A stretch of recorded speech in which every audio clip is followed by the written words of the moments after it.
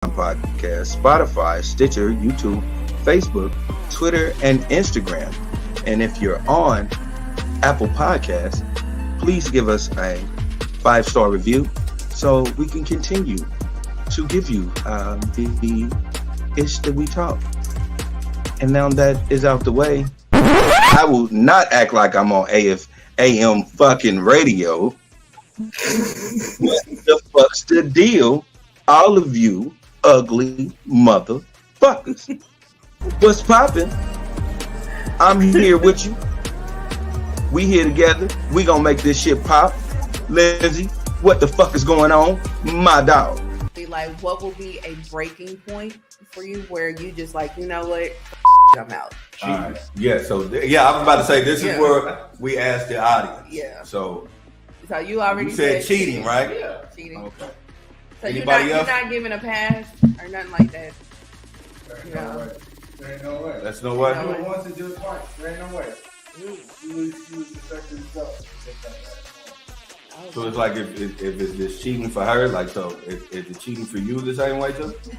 Yeah. So like if you cheat, do you feel like I need to leave this relationship? If I would ever cheat, I would leave you first. I would leave you first. You such a gentleman. I do what I do. You such a gentleman. That shit don't happen in real life, but you such a gentleman. Anything else? In the moment. In the moment. That's different. I wouldn't be in the moment. So you wouldn't put yourself in the moment. I got you. Yeah. Like, make it make sense. Like, cause what's the moment? When I decide it's the moment, it's the moment. Oh, okay. If I never say to myself, like, I should probably get out of here. So like, do the whole time you just like, oh no, this cool. This ain't. We just chilling. She just want to rub my back. That's cool. Ain't nobody tripping. It's like, oh, okay. Okay. Ooh, all right. You ain't got to kiss my neck. That's okay. Cool. This is not the moment yet. Not yet. It's not the moment yet. I didn't do it. So it's like, now my pants is down. This is. If she pulls him down. Oh, this ain't the moment. This ain't the moment. This ain't the moment. She did it. This ain't the moment. So when is the moment? When you're done, you're like, oh, yeah, this is the moment. This sad, bro. I'm like, oh. I was supposed to go to the store. I was gone for 2 hours. I had to go get my bro, that's right? The moment, yep. That's the moment. That's the moment. Okay, so that's your. What you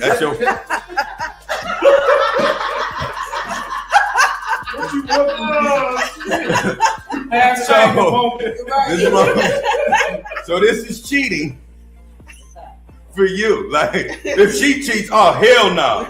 But like, I just had to wait on the moment. Like, no. That ain't the moment. That wasn't the moment. No, she sucked my d. I didn't ask for it. I don't say the words. It's like, no, I didn't know. You know when I feel something wrong, baby, I'm gonna just tell you the truth.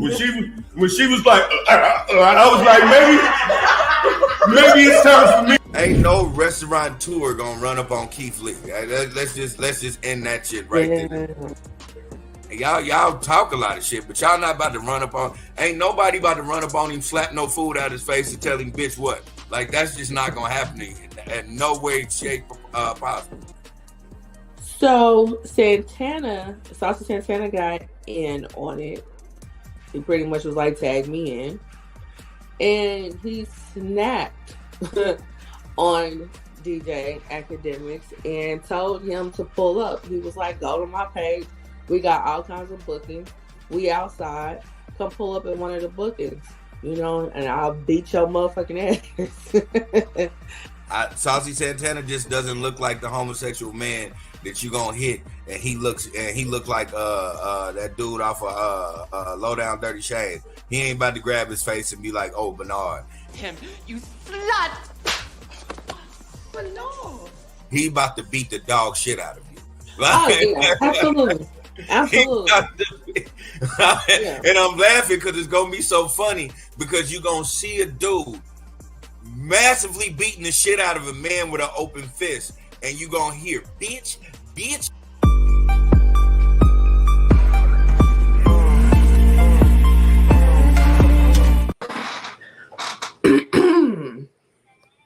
Hey bad. everybody, it's the Clarence update. Now, what's up? What's Right. up? What's up? What's the deal? Y'all know what this is. This is the It's We Talk. I am Lily. I am your joint smoking, black toting, bad MO that you see in front of you. I'm gonna say that every time because I can't think of anything else that can better say who I am. But I always think of things to say about this lady right here. This lady is top shelf liquor. She is the concrete rose. She is the lady that pushes the bells and the whistles. She is the diamond in the rough. She is the brains to this whole schematic organization. Without her, there will not be no me, and that is true. Y'all would not know Lily if it wasn't for this person right here. So give a round of applause for Lindsay. Hi, everyone. Thanks Whose as nickname always. could be Lily, if we think about it. But And since we heard the peanut gallery, Right. I'm going to always give a super shout out to my dog. I'm talking about my dog. Hey, listen, this is the first person, I will say, the real actual first person that I actually became friends with from the interwebs. I never met her until I was doing this show with my cousin. So I have to say, I have the best interactions with this lady. Give a round of applause for Breezy Bree. Yay. hey, everyone. Stop tugging at my sick jaws. Don't love me Again. like you Don't do. love me like you do. Again, this is the ish that we talk. We have we set all the other platforms out in the intro, but I always want to give a super shout out to Twitch. You degenerate motherfuckers make me happy.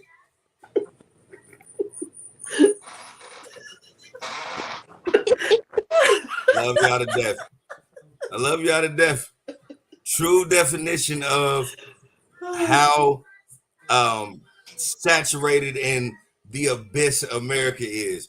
Man, niggas get sexually assaulted on Twitter. That's wild. It's fucking wild. Not I funny. spit out my water. Right. I legit had to. I'm glad I didn't put it. But can I make a comment? The course you intros can. had me kind of fooled for about 3 episodes. Because I'm like, am I watching the same one over and over? I didn't realize that it was that long. So The countdown. Yeah. Yeah. but Yep. shout out to you for saying Saucy Santana will beat somebody up and Hey, listen, I 100% because we talked about this before, and we probably hit this up like 4 or 5 times in the intro, but I'm 100% gonna be one. I just got to keep it a bean. Saucy Santana is a big, fast ass nigga. He gonna beat the shit out of one of you high ass niggas that just want to talk some shit because y'all don't like gay dudes. He gonna fuck y'all up. he so is, and he's gonna do just what you said, bitch. Bitch. And don't have no hair Right. because he's gonna pull it. So Okay. You pussy asshole. You bad motherfucker. Like he's gonna be talking like a million words a minute and all that. all them nails imagine. gonna You break. talking about hoe? All them nails gonna break, and his earrings might fall out, but you getting beat up. Oh yeah. Just imagine a nigga with a busted face and a nigga held his hands like this though. Because that's what you Just get, like a this, haymaker. and his You get a face haymaker to the dome. Right. Bitch. Saucy Santana, like that real big ass girl in school that was fucking everybody. Yeah, exactly. Like, Damn. because I'm gonna give her a name. If Melissa had testosterone, she would have knocked the shit out of a bunch of niggas. He didn't swung you around.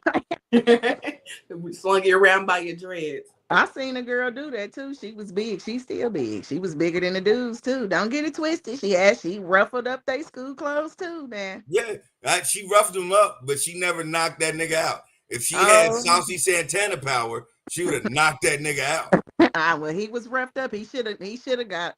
Well, I guess he couldn't be knocked out. He got knocked out when he got home. Trust that. He was hurt. He was hurt. She ruffled up a couple dudes. We was in middle school. I'm for real. I seen it. We was walking home. I'm like, damn. I'm not gonna say her name, but yeah, it happened. I ain't gonna lie. Listen, some women change you. I ain't never gonna. I'm gonna keep it 100. I'm gonna tell you what God loves. Listen, everybody can have their story about certain individuals. I got an honest to God story that ain't gangster, ain't no extra shit, ain't nothing. It's the honest to God truth. Shantae Henderson, me and Shantae Henderson used to ride the same bus, right? Wow.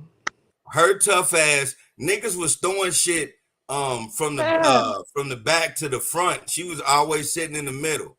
One time that shit hit her, and she was like, if another motherfucker do that shit, I'm fucking y'all ass up. Now, this is a girl, and I'm in the 9th grade, so this is before Shantae is Shantae.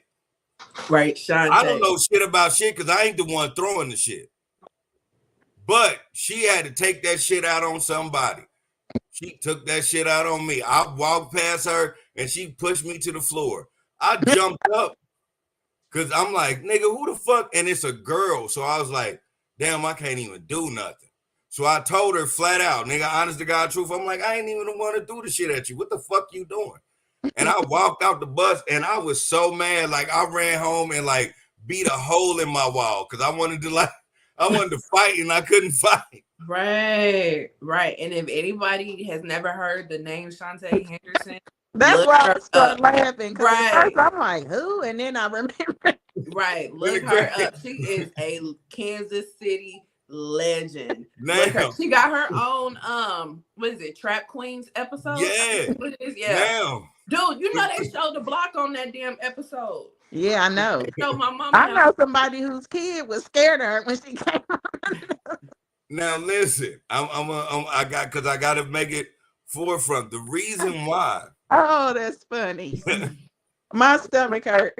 I remember her MySpace pages. I used to be on there. Hey, the reason why I say this, and this is not me being tough. This ain't because I ain't nowhere tough, but this is the reason why I say this, to bring it full circle. Just imagine if I was one of them niggas that was like, fuck that, I'm about to fight Shantae. And she beat the dog shit out of me on that bus. That is funny. Because I keep telling people I ain't no gangster. I got tough because I had to. You know what I'm saying? Like real shit. In the 9th grade, nigga, I wasn't thinking about none of that extra shit. She would have beat the dog shit out of me. Dude. Yeah, that would have been a fight.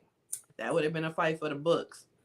But yeah, if y'all don't know that name, look her up. She is a legend out here in these Kansas City streets. Oh man. Yeah. Just imagine if y'all knew I was a nigga that got his ass whooped by Shantae Henderson. I'm sure she beat some people up. I seen. I'm 100% sure she did. But you know what she didn't beat up she didn't whoop my ass. Besides that one that walked home from school, I seen the girl that beat the boys up that we walked home from school with act like a girl, dressed like a girl. She just couldn't help her genetics. This other girl I seen beat somebody up was a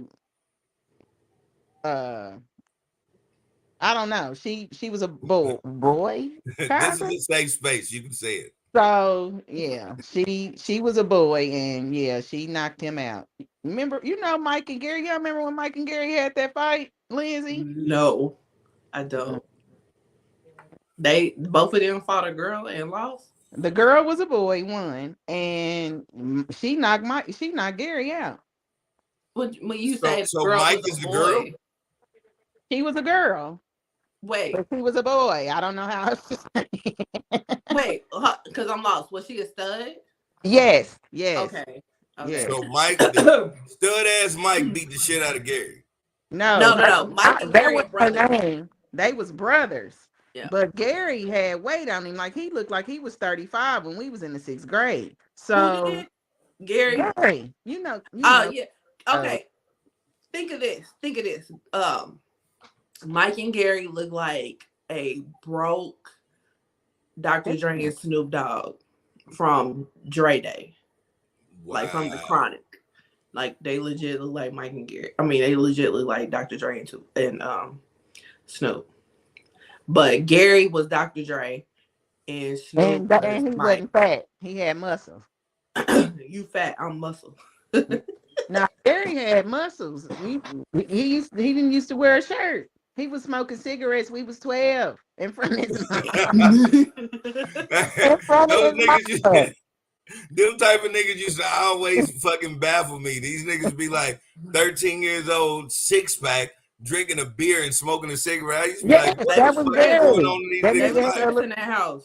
That nigga had a little baby fro and everything. He had a mustache. That was a grown ass man when we was right. They was stressed over there in that house. Yeah, they was stressed over there in that house. Out But there living. anyway, long story short, I seen her knock him out. I'm sorry I said it. I mean, it is what it is. Which one, Mike or Gary? Gary, the big one. Yeah. And Oh, she shit. was little. She wasn't no like, she wasn't real big or nothing like that. She wasn't short. They's probably about the same height, but they definitely with the same weight. Like she was one of them studs that had a body. They was trying to hide it. So yeah. The only woman I ever seen knock a dude out, like serious, and then knock a couple dudes out, just actually being 100, is my cousin KK. My cousin K Rita. I actually seen her fold a nigga like one time, one punch, line chair this nigga. I was like, God damn, this bitch hit hard. Oh man. Yeah. Yeah, that's all bad. That's all bad right now. Yeah. But let's go ahead and get into these topics. How ignorant y'all want to get? Because we got some ignorant shit to talk about. Let's go. And it is. I'm let me I can't. Give me a cigarette, my nerves bad. Gary, all right, so Chrisean Rock, let's get her out the way. Ugh. This child of God got a face tattoo of Blueface. Not only did she get a face tattoo of Blueface, but she got his mugshot right on her cheek. Like, huh? The most recent one. Yeah, the most recent one. And he's currently incarcerated. Not only did she get this tattoo, he got a new girlfriend who was also on what is it, Blue Girl Club? Was she? Yeah, she was on there too. And she got the same exact tattoo on one of her butt cheeks. Now, all bullshit to the side, like legit, all bullshit to the side. Whoever did Chrisean's tattoo is fucking amazing. That is like one of the best portrait tattoos I have ever seen. It's like, supposed to be. It's supposed to be because it's fake. You think it's fake? Hell yeah. It's fake too. The sister said it. Well, the one that's on that girl butt cheek is real. Yeah. I hope it's fake. I really hope it's fake. But a lot of people that have been supporting her talking about, oh, she young, oh, she's blinded by Blueface, oh this, oh that, oh the third. A lot of the people that have been on that have gotten off the train. Like they unfollowed her. She lost like about 200,000 followers within hours on Instagram because a lot of people are just like, she a lost cause and I'm done. So I hope it's fake Cause she's a pretty girl, you know what I'm saying? Like she don't need to do that, but you know that's what it is. Tully is watching. Hi, Tully. She says, "Ain't nothing wrong with girl, but addiction to fame. Ain't nothing wrong with the girl, but addiction to fame. Everybody, this girl needed help, but all she needed was people to pay her dust." And then she says, "Hey, Lizzie and Ish Talkers. Hey, What up? What up? So, yeah. So, who wants to discuss first? I mean, I don't know. We get once, one at a time, guys. She's stupid. That's why it's enough. Yeah. She's stupid. Like I mean, I'm for now. It has to be a clout thing or something. It's money involved. It's something like that. It's something. It can't be. It cannot be. It cannot be love. That's not. I heard that as well. I heard that as well. I don't, that's what this is. I don't think so. I just don't. Yeah. I mean, I don't get it. I don't know what to say because it's just like he's publicly disrespected you on so many levels and you disrespect yourself for him to where, I mean, I don't know. She needs some prayer. She do need some help. This is getting demonic now at this point. It's always been demonic, but it's really, what is your point of doing that? What are you trying to prove? Nobody's checking for him. I except for you. Seem like you and the girl that got her butt tattooed is the only ones that want him. I don't know. I seen a thing on TikTok and they said, which rapper wouldn't you let your daughter date? And it was kids and all kind of ages, and it was so many blue faces. It didn't make no sense. It was majority blue face. Everybody said it. Like, it's not. I don't think it's majority blueface. I think it's her addiction to fame. I really do. And then a lot of people are saying that it's clout, and she's like a one-trick pony. And now that Blueface is incarcerated, she's like clawing at straws.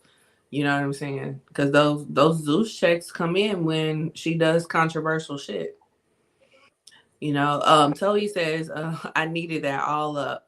I meant to say nothing is wrong with her, but her addiction to fame, and everybody thought she needed help, but they just needed to pay her dust. Laugh my ass off, right? Lily, what are your thoughts? My thoughts is this.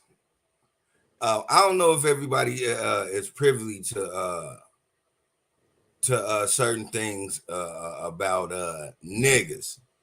So I'm gonna just address this. Like I told you, I was gonna address this on a podcast. Mm-hmm. The reason why these bitches is acting the way they doing, I'm gonna say bitches. I'm not gonna be that kind of like these young ladies, these queens, these women out here. The reason why these bitches is acting this way is because these bitches is used to getting piped down. They're getting piped down over here, over here, over here, over here. This they MO. What? This nigga that's piping her down, this nigga that's piping down though, is actually bringing a bag to the table. Not only is he bringing a bag to the table, because sometimes that ain't even, know what I'm saying, that just doesn't matter. The thing is, what he's doing, and y'all can argue with me, but I've seen this shit in real life. Off camera, me and you gonna talk about this, Lindsay, because when I say it, you're gonna be like, damn, you show right. What this nigga Blueface is doing is not only bringing him a bag, but he's talking these bitches through a orgasm. Like a lot of niggas don't talk bitches through orgasm. Now that, like, okay, so that gonna sound a little weird to y'all, but let me put this in perspective. Said nigga is making sure that your groceries is there and your bills is paid, and then he turn around and talk you through an orgasm while he's giving you dick. This is what Blueface is doing to these motherfucking bitches. And these bitches is losing because they used to getting piped down. Blueface ain't the biggest dick they had in the world, ain't the best dick they had in the world. But what it is he's bringing him a bag and talking to him through an orgasm. These bitches is in super love. That's what it is. I knew you was gonna equate it to that. I had a little hope. Like he might eat. I knew it though. Because it's only right. Listen, Mm. only reason why I say that is because better women has fell victim to this shit. Okay. I mean, that's I ain't arguing with you. I don't know. Yeah. I ain't arguing with you either. I did tell you when we talked briefly about this. I did say I don't want to know personally, but I do want to watch. Because it's something he's fucking doing. Nah. I need to be in the know. He ain't doing nothing. Like everything he's doing is average. He's talking her right through it though. He's talking her through it. It's possible. You gotta, if this nigga, if he can last more than 10 minutes while he's talking to her, yeah, she's fucked up. Because the nigga, most of the niggas that you be fucking with that probably try to throw her a bag, give her a little Birkin purse, whatever the fuck, they just fucking and moving on about their business. This nigga is walking her through it and then making sure her bills is paid. Oh yeah, she like, I ain't going nowhere. I mean, it's possible, but I need to know exactly what it is because I just can't. Like that she went a bit too far for me, for my taste. She went a bit too far. I need to know. Like, excuse me, she need to do a live or something and be like, you know what? It's the best I ever had, or he's talking me through it, or something. Like, I need to know. The other bitch said this is the best sex I ever had. The new bitch said that shit. Yeah, but we don't know about her. But that's the thing. We have seen. But what is he doing? I want to know. That's what I'm saying. I don't want to know. He's just talking them bitches. I'm telling y'all, and you know, listen. When I say this, pause. But I'm telling y'all, this is what he's doing because, like, Blueface has posted his dick before. His dick ain't nothing to write home about. And he did. Yeah. Why? Why would he do that? Because I don't know if it was Chrisean, but another bitch posted a picture of his dick before, and he didn't like that shit, so he posted a picture of his own when he did his thing, and you know what I'm saying, like he buffed his dick out and then took a picture of it, like so. Wow. This, yeah, again, pause. I know this from Twitter. I don't know. I just hope it all works out for them. You know, we're going to keep them on the prayer list. Definitely. It's a bit too far. And he talked about that in the interviews. I'm sorry, I didn't mean to cut y'all off. He talked about that in the interview too. I mean, I can't say yay or nay. I don't understand. It could very well be that. I do think it's clout. It could be what you're saying. It could be a mixture of both. I don't know. It's something though. It's something. It's something. And I need to know, like, inquiring minds want to know what the fuck. I don't like him so bad that. Now I ain't gonna lie. Yeah, he do got one or two bops. I ain't even gonna lie. He has. I'm with Funny Marco, but Tatiana remix. I agree. But let's put this in perspective. I want y'all to understand this. Like, think about it, though. Think about it. If a nigga made sure that everything was cool in your house, like everything, like your kids are straight, groceries is in there, bills is paid, and then when y'all fuck, he talk you through an orgasm. I don't know what you think that does, but you keep saying that. That's because, no, I get what he's saying. He's fucking her mind. Exactly. That's what I'm saying. That's what I'm saying. Fucking her mind. I get it. I didn't, because yeah, that's what I'm saying. Like everything he's doing, he's corrupting this bitch. Yeah, that's why she be talking and doing the shit and wilding out and all that type of shit. That's why she do all that shit. I get it. You know, like yeah, put yourself in that perspective, Bree. I still you're so. Okay, I get it, Bree. You know, Bree is Bree. Bree gonna be like, nigga, fuck these niggas. But what I'm saying is, fuck her mind. Yeah, that's what I just said. I can't do it because I don't know what you're talking about. I don't know. That's what I was saying. Like, you know, get off of that. Don't think of Bree. Just think, you know what I'm saying? Think of every other woman who in a situation, boom, he taking care of the household, he's doing it, and then when we fuck, he, you know what I'm saying, he's walking me through a nut. Like, most niggas just want a nut and then they go about their business. He do all this and he talks me through a nut. I don't know. I can't undo what's done. I can't put myself there because that's not. I don't know. He's not fighting fair. Not enough to do what's being done is not enough. So I can't. I'm sorry. Yeah, if that's what he's doing, I'm saying put yourself in a category of a different situation. I can't do it. It's still not enough. Like, I am putting myself as a whole different person. And whatever it is he's doing, it's still not enough to get disrespected. He wasn't even there when she had that baby. Like, that's not. I think that was her doing, though. I can't do that. You know what I mean? I don't know. Okay, yeah, I get what you're saying. Yeah, you on. Yeah, you were on more of thinking of Chrisean's like side of the emotional aspect of what, you know what I'm saying, what he has done. So yeah, I get what you're saying. She's stupid. I mean, it's unfortunate to watch. Only way that his ass is on her cheek. Yeah, like, it's unfortunate to watch, but I can get, like, if that's what he's doing, I can definitely understand why her mom would be gone. And plus, we gotta put this also into another perspective. She's young. How old? She's very young. She's like 22, 23, some shit like that. Oh, okay. I'm thinking she's like 28. Nah, I don't even think he's 28. I think he's like 26, 27. Yeah, well, it makes sense now. I mean, I knew they were young, but I'm thinking they like 27, 8, 9. No, they young. I don't know how old they is, but they pretty young. I know they ain't past 28. Let me look it up. Yeah, she okay. Now I can I guess I could see what you're saying. I guess. I don't know. I can't. I still can't. Yeah, she's 23. Her birthday, March 14th. Oh, she's a dummy just because of what her sign is. Yeah. All right, here we go. We're not going to do the zodiac on these people. Right. Well, damn. And he's 27. So 27 and 23. Yeah, he's doing exactly what I'm doing. Either that, listen, because I do have a contingency plan on this too.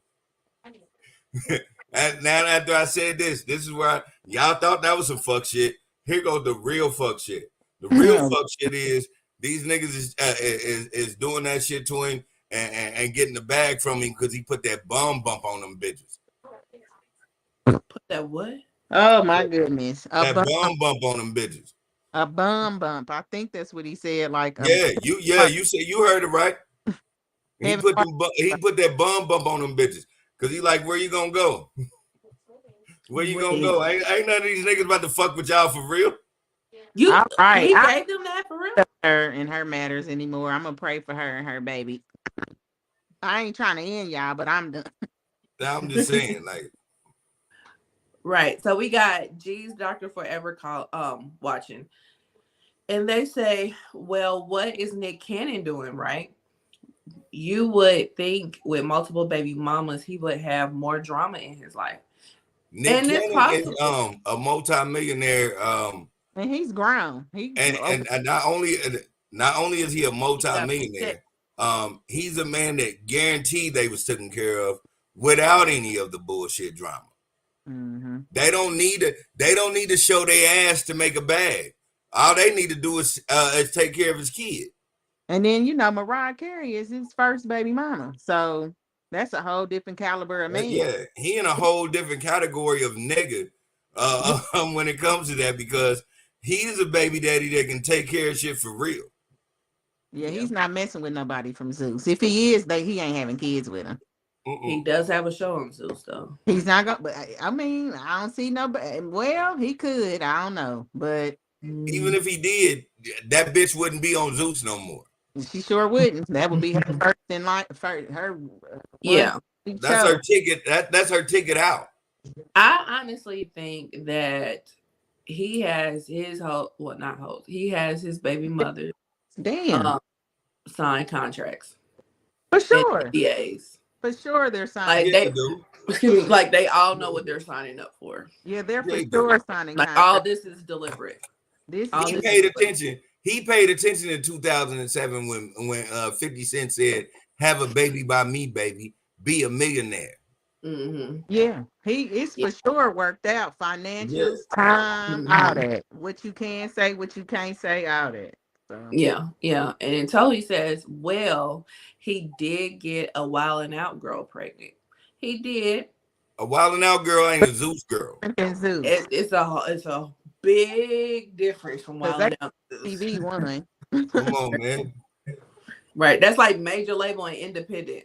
Yeah, that and they ain't fighting and twerking. They just walking past and Look, being. Zeus Right. got niggas showing Bucci on that motherfucker. What's Bucci? Think Is about that it. a person? No. I don't watch Zeus, so I don't know who So it is. I Zeus, watched this and I don't know what it is. okay, Zeus has everybody on there, right? Mhm. Every part of they got black folks, they got white folks, and they got people of the alphabet community. They got niggas showing Bucci on Zeus. Are you talking about Bussy? Nah, Bucci. Man, Boy Look. Coochie. That's Bussy. yeah, I say Bucci. You don't want to say Bussy or I don't want to say Bussy. well, Oh. look what you just said it. You and Lizzie, yeah, you know what, Bree? You and Lizzie can kiss my ass. sir, I'm sorry. I didn't know what you were talking Hey, about. listen, I be doing that at work. I'll be like booty cat, and they be like, "What is that?" And I'm like, "You know heard what that is." I I've heard heard that Everybody one. know what booty cat is. Don't act like that. Nah, I know you what Bucci say that. You is. said something else. Yeah, you said Bucci. You said something I ain't Now I'm heard. like, that sounds like a strand of weed. Oh. Like, I don't know what that is. I thought that was a person. I'm like, You're- well, because it's a rolly. Ain't it a rolly too? So it ain't like I was. Yeah, it's a rolling. That motherfucker right there. But anyway, this ain't about Zeus. This ain't about Zeus. All right. So yeah, so that's Chrisean. Next up, so going from Chrisean and her foolishness, we're gonna go to our seniors. Well, they ain't seniors, but they are older. So Miss Gail Lewis out of Atlanta. If you have not heard that name, let me fill you in. So Miss Gail is she's an Atlanta housewife. And no, I'm not talking about the Real Housewives of Atlanta. I'm just talking about an actual housewife that happens to live in Atlanta. So she took to TikTok a few days ago. And she informed us on the reason why she is getting a divorce from her husband of X amount of years. Her husband is a CEO of a financial company. And they had a pretty good relationship up till about a year ago. So about a year ago, she decided, because he does a lot of traveling for his work, so she thought, and she decided to call the airlines to see when his flight was coming in. Well, the representative that she got was doing the Lord's work.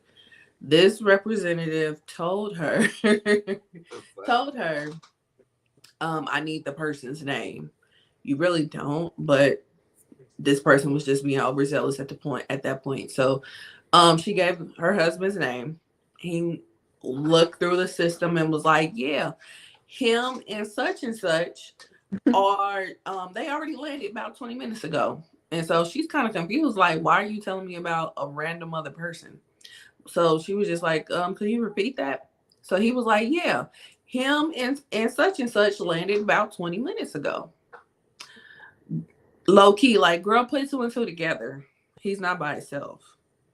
So she she kind of put two and two together, and then she played it off when he arrived, and then she started stumbling upon clues.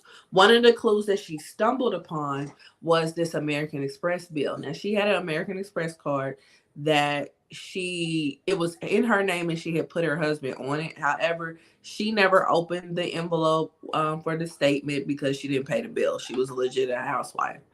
And this particular time she opens the bill and she sees on the American Express card that he has been consistently buying plane tickets to places all over the world, and 2 plane tickets he's buying. And if anybody has ever bought a plane ticket with American Express, they put your name, whoever you buy the tickets for, the name shows up on the card statement.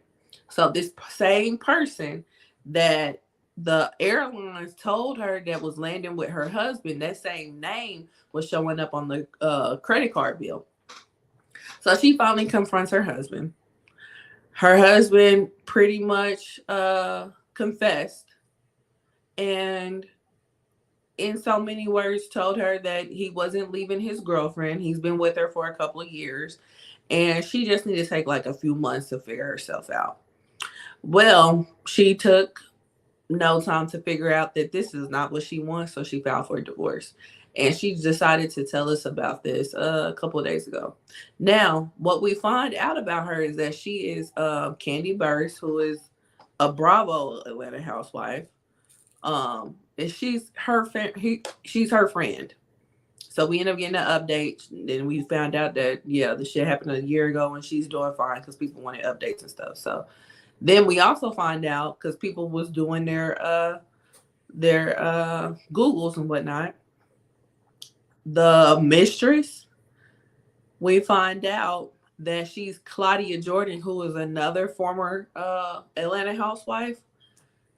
She's her friend. So Atlanta is extremely small, but he's been with their girlfriend for a few years now. And I think they're still together. They're still traveling the world while he's going through this divorce. And then people also have found out that the wife was a mistress for him as well. So she had to come out and say that she was only going off of what he told her. And if she owes the lady apology, then she will give it to her. But far as she knew, they weren't together. So yeah. That's that. So this went all over the internet, went viral, spread like wildfire. People had a lot of thoughts and opinions on it. I know one thing that I saw consistently is that Bravo needs to cast her for Atlanta Housewives. And the killer part about it is that she's a very pretty lady, older lady. The chick that he's with now is just a younger version of her. So the man definitely has a type. But what are you guys' thoughts on Miss Gail Lewis and her pending divorce? That's jacked up that the airplane. They was sick of this shit. Yeah, I forgot that part. Yeah. So she bought a ticket so that she can go into Delta Sky Miles Lounge, and she confronted them on camera and was just like, "Hey, how you doing? I'll see you on the plane." And then she did another video of her walking past them to get to her seat on the plane. So yeah, and they were shook. Video, yes. Yeah, they were shook. They're like, because I didn't think it was real. I was like that, because I seen it on TikTok. So I was just like, that's not real. But no, it was. Because she did it so calmly. It was she did not turn up. You know what I mean? Why would you get upset? Well, it's enough money for the both of us. Yeah, I feel what you're saying, definitely, Lily. And she's not quite a senior. She's like a super auntie. She's a super auntie. I was just saying, she's our senior. So I guess that's why she didn't get upset, because she's a super auntie and probably thought about it. You know what I mean? No use to cussing. Right. They were so scared. When somebody's that calm and they catch you cheating, you not gonna be scared. I mean, but that's the thing. I'm not just because if I'm putting myself in this in that tax bracket, if I'm putting myself in this ordeal where I'm buying tickets and I'm boom, boom, boom, boom, boom, and then boom, Jasmine show up. I ain't about to be scared. It is what it is. I'm caught. I'm I'm talking caught. But if Jasmine is calm and just said, "Hey y'all, see you on the plane," and then walk you. I'll see you on the plane. At this point, I'm caught. But See you're you on not the plane. But you're not gonna be shaking in your boots. Like No. I would be shaking in my boots. Like What am I gonna shake in my boots for? First of all, because you don't know what she's going to do. Yeah. First of all, if Jasmine buys a plane ticket, like listen, I know my woman. If Jasmine buys a plane ticket and looks at me and tells me, "Hey, see y'all on the flight," I know Jasmine. Jasmine's petty. She's gonna do some petty. She gonna try to do petty shit in front of me. She's not gonna try to attack me. I know that because I know my woman. Okay, well, all right, we use her as a wrong example. You don't know this woman, and you this man. You not gonna be scared. For him, yeah, he probably was fucking terrified. If you was him and your wife, because we don't know what she do at home. We don't know what they do at home. You know what I'm saying? Like you told me to put yourself in Chrisean, put yourself, you do that. And you're not gonna be scared that your woman is being calm. Again, like that is I'm petty like that. Now that's something I would do. But I wouldn't spaz out or anything either. But everybody else don't do that. Right now, in that situation, now putting myself in his category, I probably would have been. But that's the thing. Like that in that situation, you know your bitch crazy anyway. So why would you play with your bitch like that? Well, I mean, he did it. Men cheat. They cheat. Men do cheat.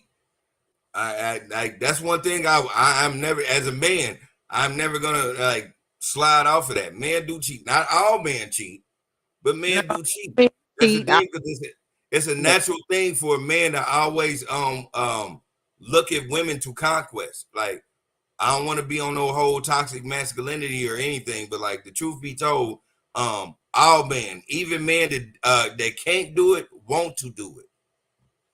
And so it's very easy for a man that can do it to do it.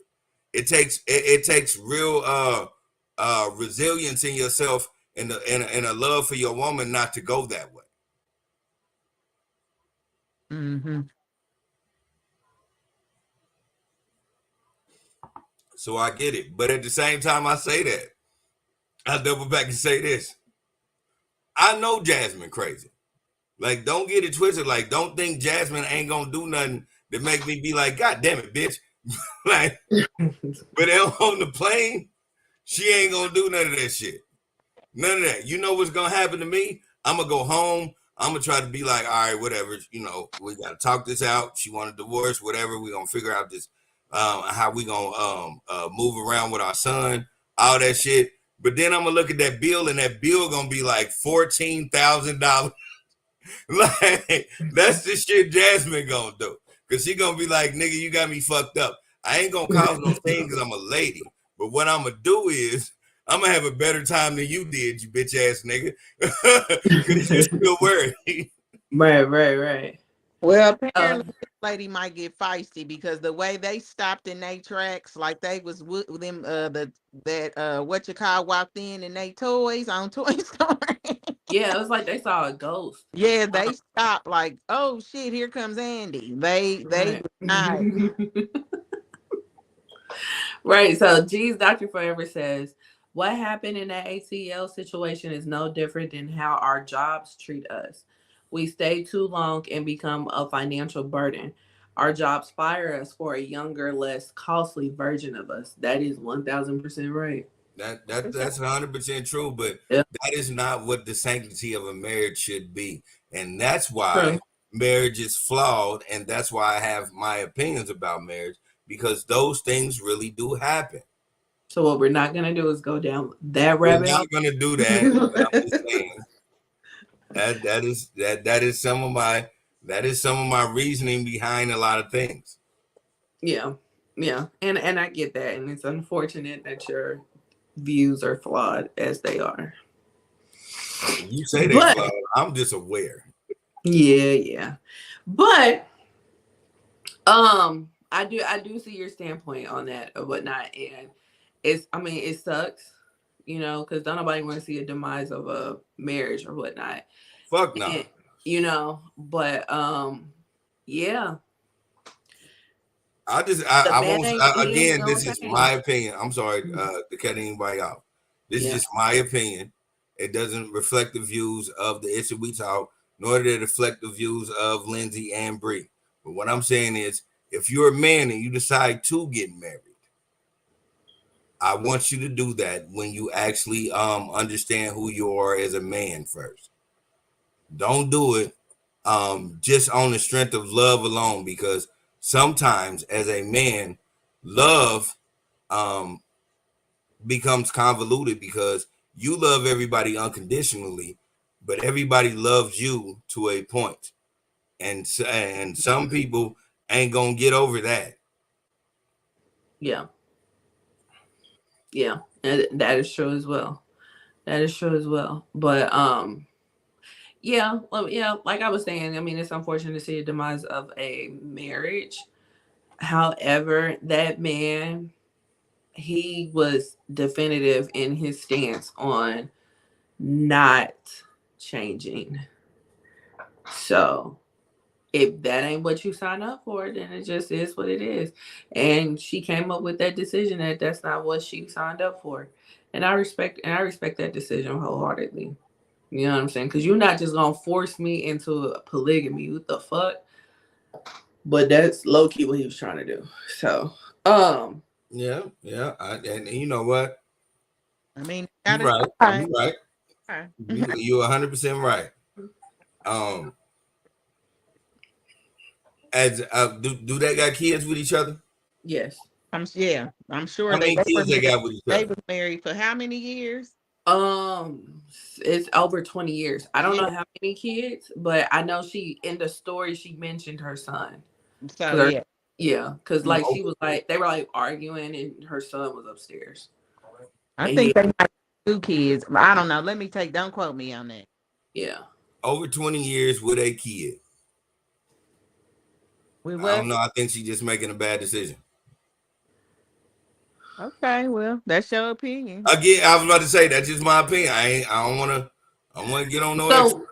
So what? Why do you feel like she's making the wrong decision? In those 20 years, has she worked? No. So in them 20 years, she has not worked. So how old is she?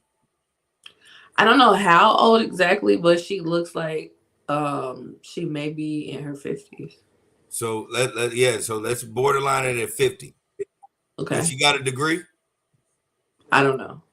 I'm not sure, but it don't matter because hold on. What I'm saying is she hasn't worked in 20 years. Mm-hmm. Whatever the half and half, whatever the split is, if they split half and half, is that enough to sustain her without working? Yeah, because she's gonna get he got caught cheating on tape. I get I get what you're saying, Bree. I'm saying, and what they have is accounts that the government can actually see. Is that enough for her to actually maintain without her working again? She was. I'm sure doing it, so why wouldn't it be? Yeah, I hope so, because if it's not, then she just gave herself a very bad. It is, Lily. It is. I'm just saying she just gave herself a very bad way. I get where you're going. What's the difference? If she's gonna get, it's not like I'm sure she's not gonna get just $2 million. I'm not saying that. What I'm saying is this is where I want everybody to get in perspective with certain things. It's okay, that man could be financially stable and handling business and taking care of things.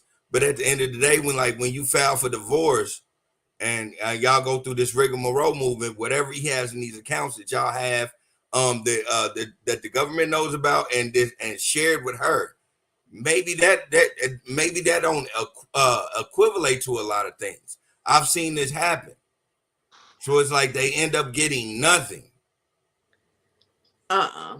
No, I don't think that's gonna be the case. Yeah, that's what I'm trying to tell him. That's not the case here, buddy. Yeah.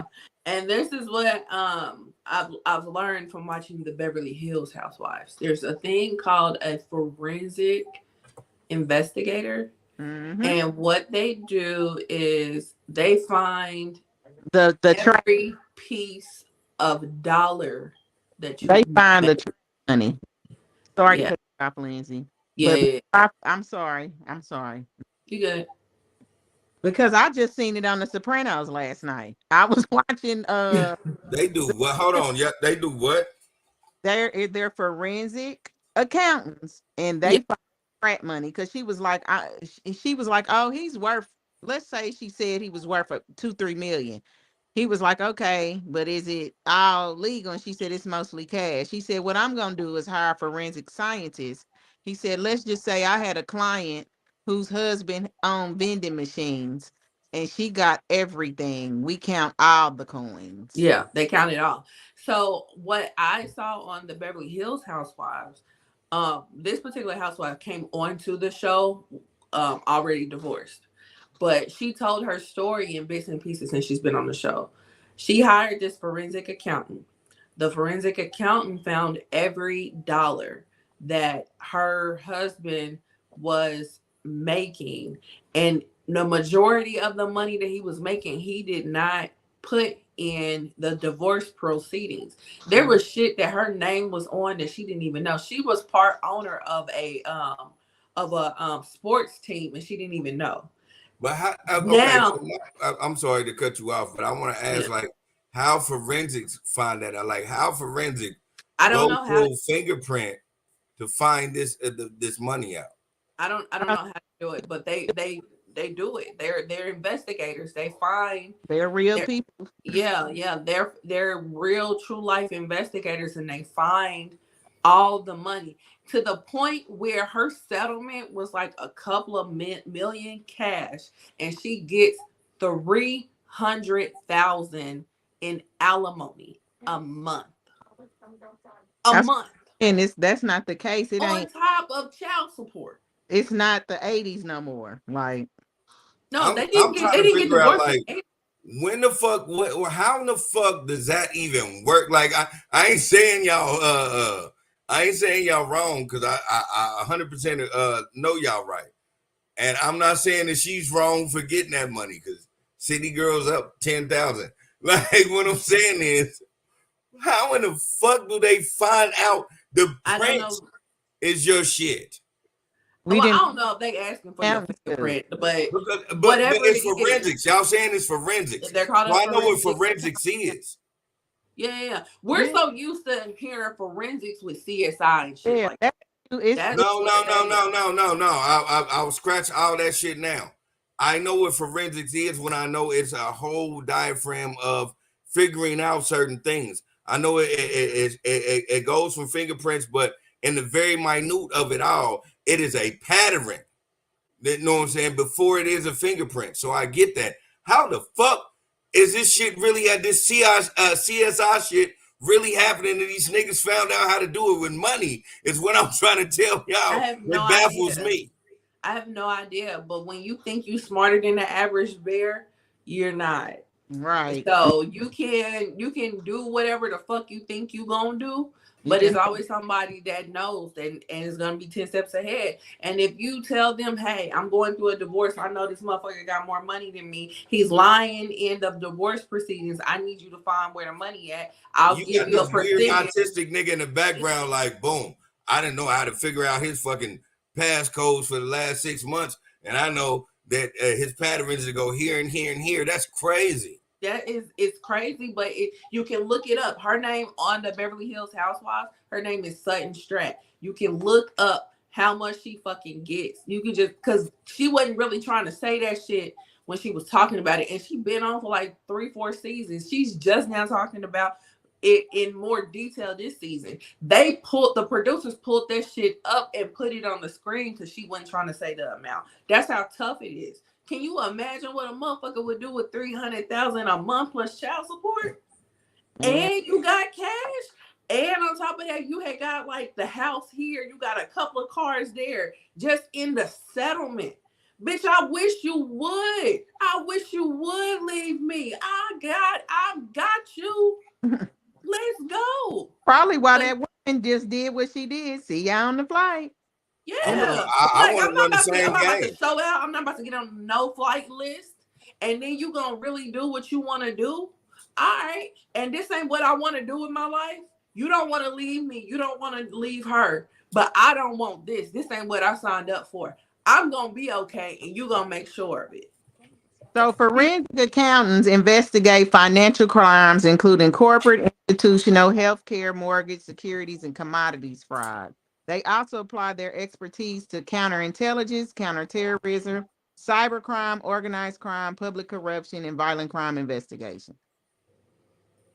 And it says using accounting and analytical skills to investigate financial transactions of a person or business. They are often relied upon as experts in legal cases that deal with financial fraud or embezzlement.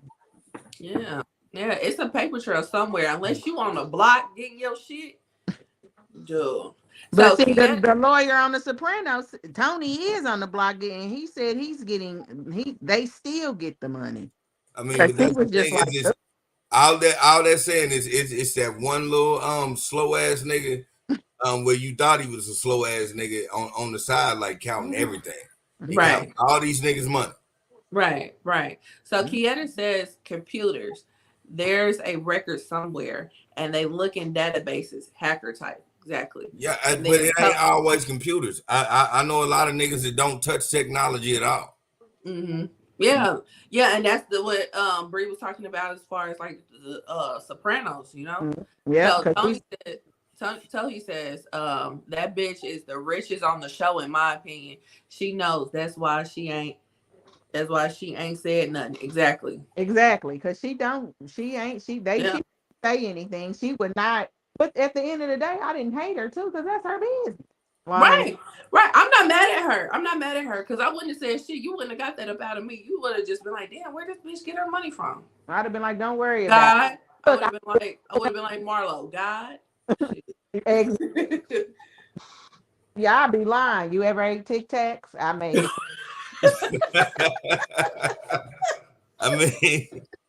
right. You could change the subject quick. Boy, it is really truth be told, they ain't gotta know shit. Yeah. Just know if y'all want me to tell my story, y'all gotta cut me a big ass check. Right. My story is expensive. That was none of their business. Right. But yeah, so that's probably why she didn't cut up, because she know what she about to do. Mm-hmm. Poor Claudia Jordan. Now your clit really is off your body. Claudia Jordan ain't got nothing to do with it outside of her being the friend.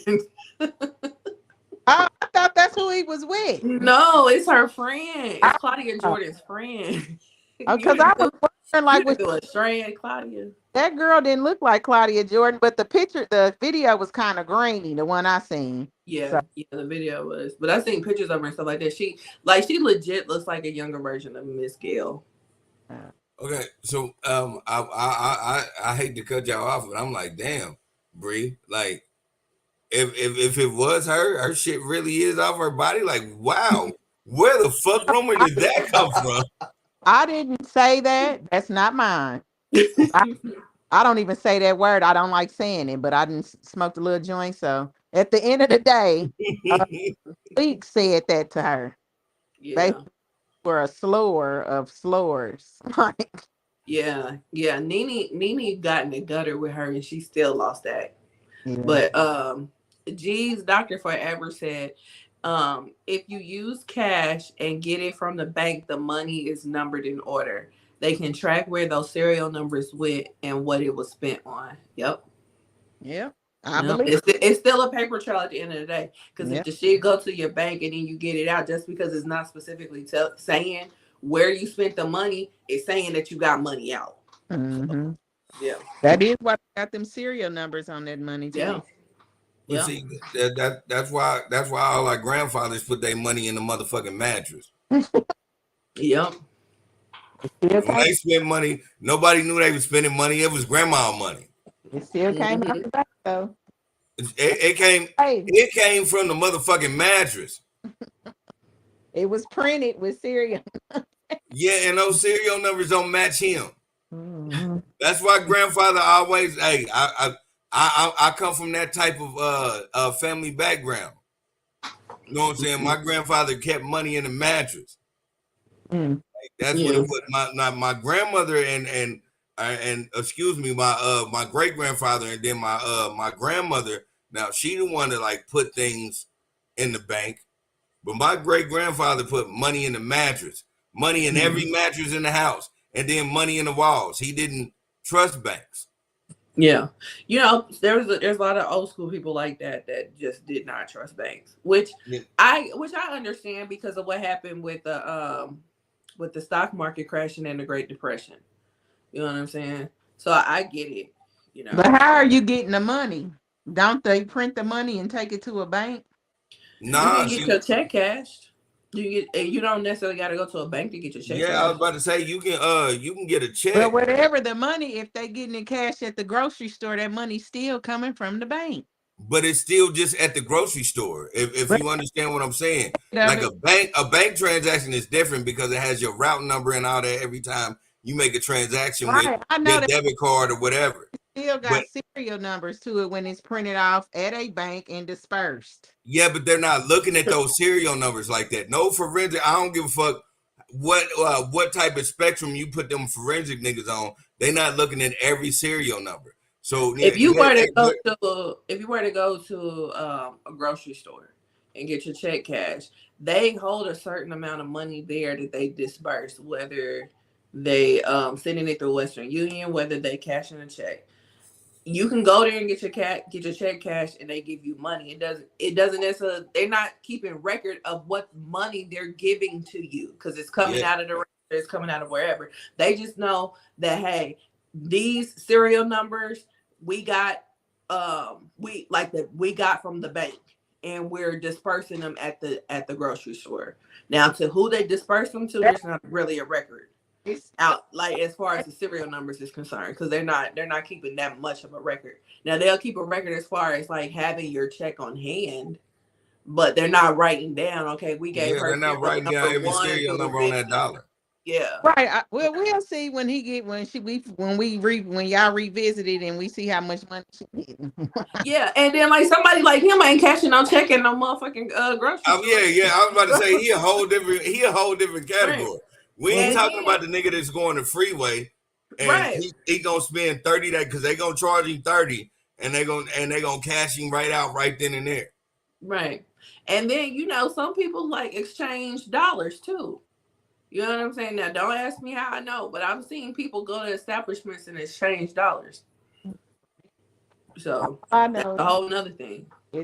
He don't got his money hid like he think, and it's about to get to it. Mm-hmm. Yeah, I don't think he got his money hid. I was just saying that. You know what I'm saying? I was putting it in the standpoint of, if he wasn't the dude that he is, it would like for her, she's got a reason to leave because she can walk away with at least half, and that half is gonna be great. Most of the time, you don't get to leave with that though.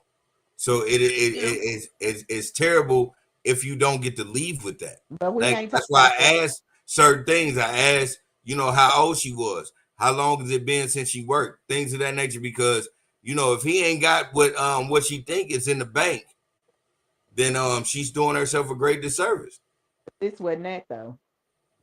Yeah, I don't think that this is that specifically, but I do see what you're saying. But at the end of the day, whether you got 100 million or $5, if this ain't what you signed up for, I understand that money may be one of the things that you have to consider, but you may want your peace of mind, and it may be no money amount to give you your peace of mind and make you like change your morals or anything like that. You know what I mean? I 100% agree with that, but I just don't want you to be homeless and be like, Right. you know, you stuck to your morals. Yeah, but sometimes some people are just like, I don't give a fuck. Like, I'm not staying in a relationship where I gotta share my man. I'll get it out the mud if I have to. But what I'm not gonna do is share my man. She might be one of those people. She You could know? be. But if it's And not financially good for you, you might want to reconsider that. but the fact that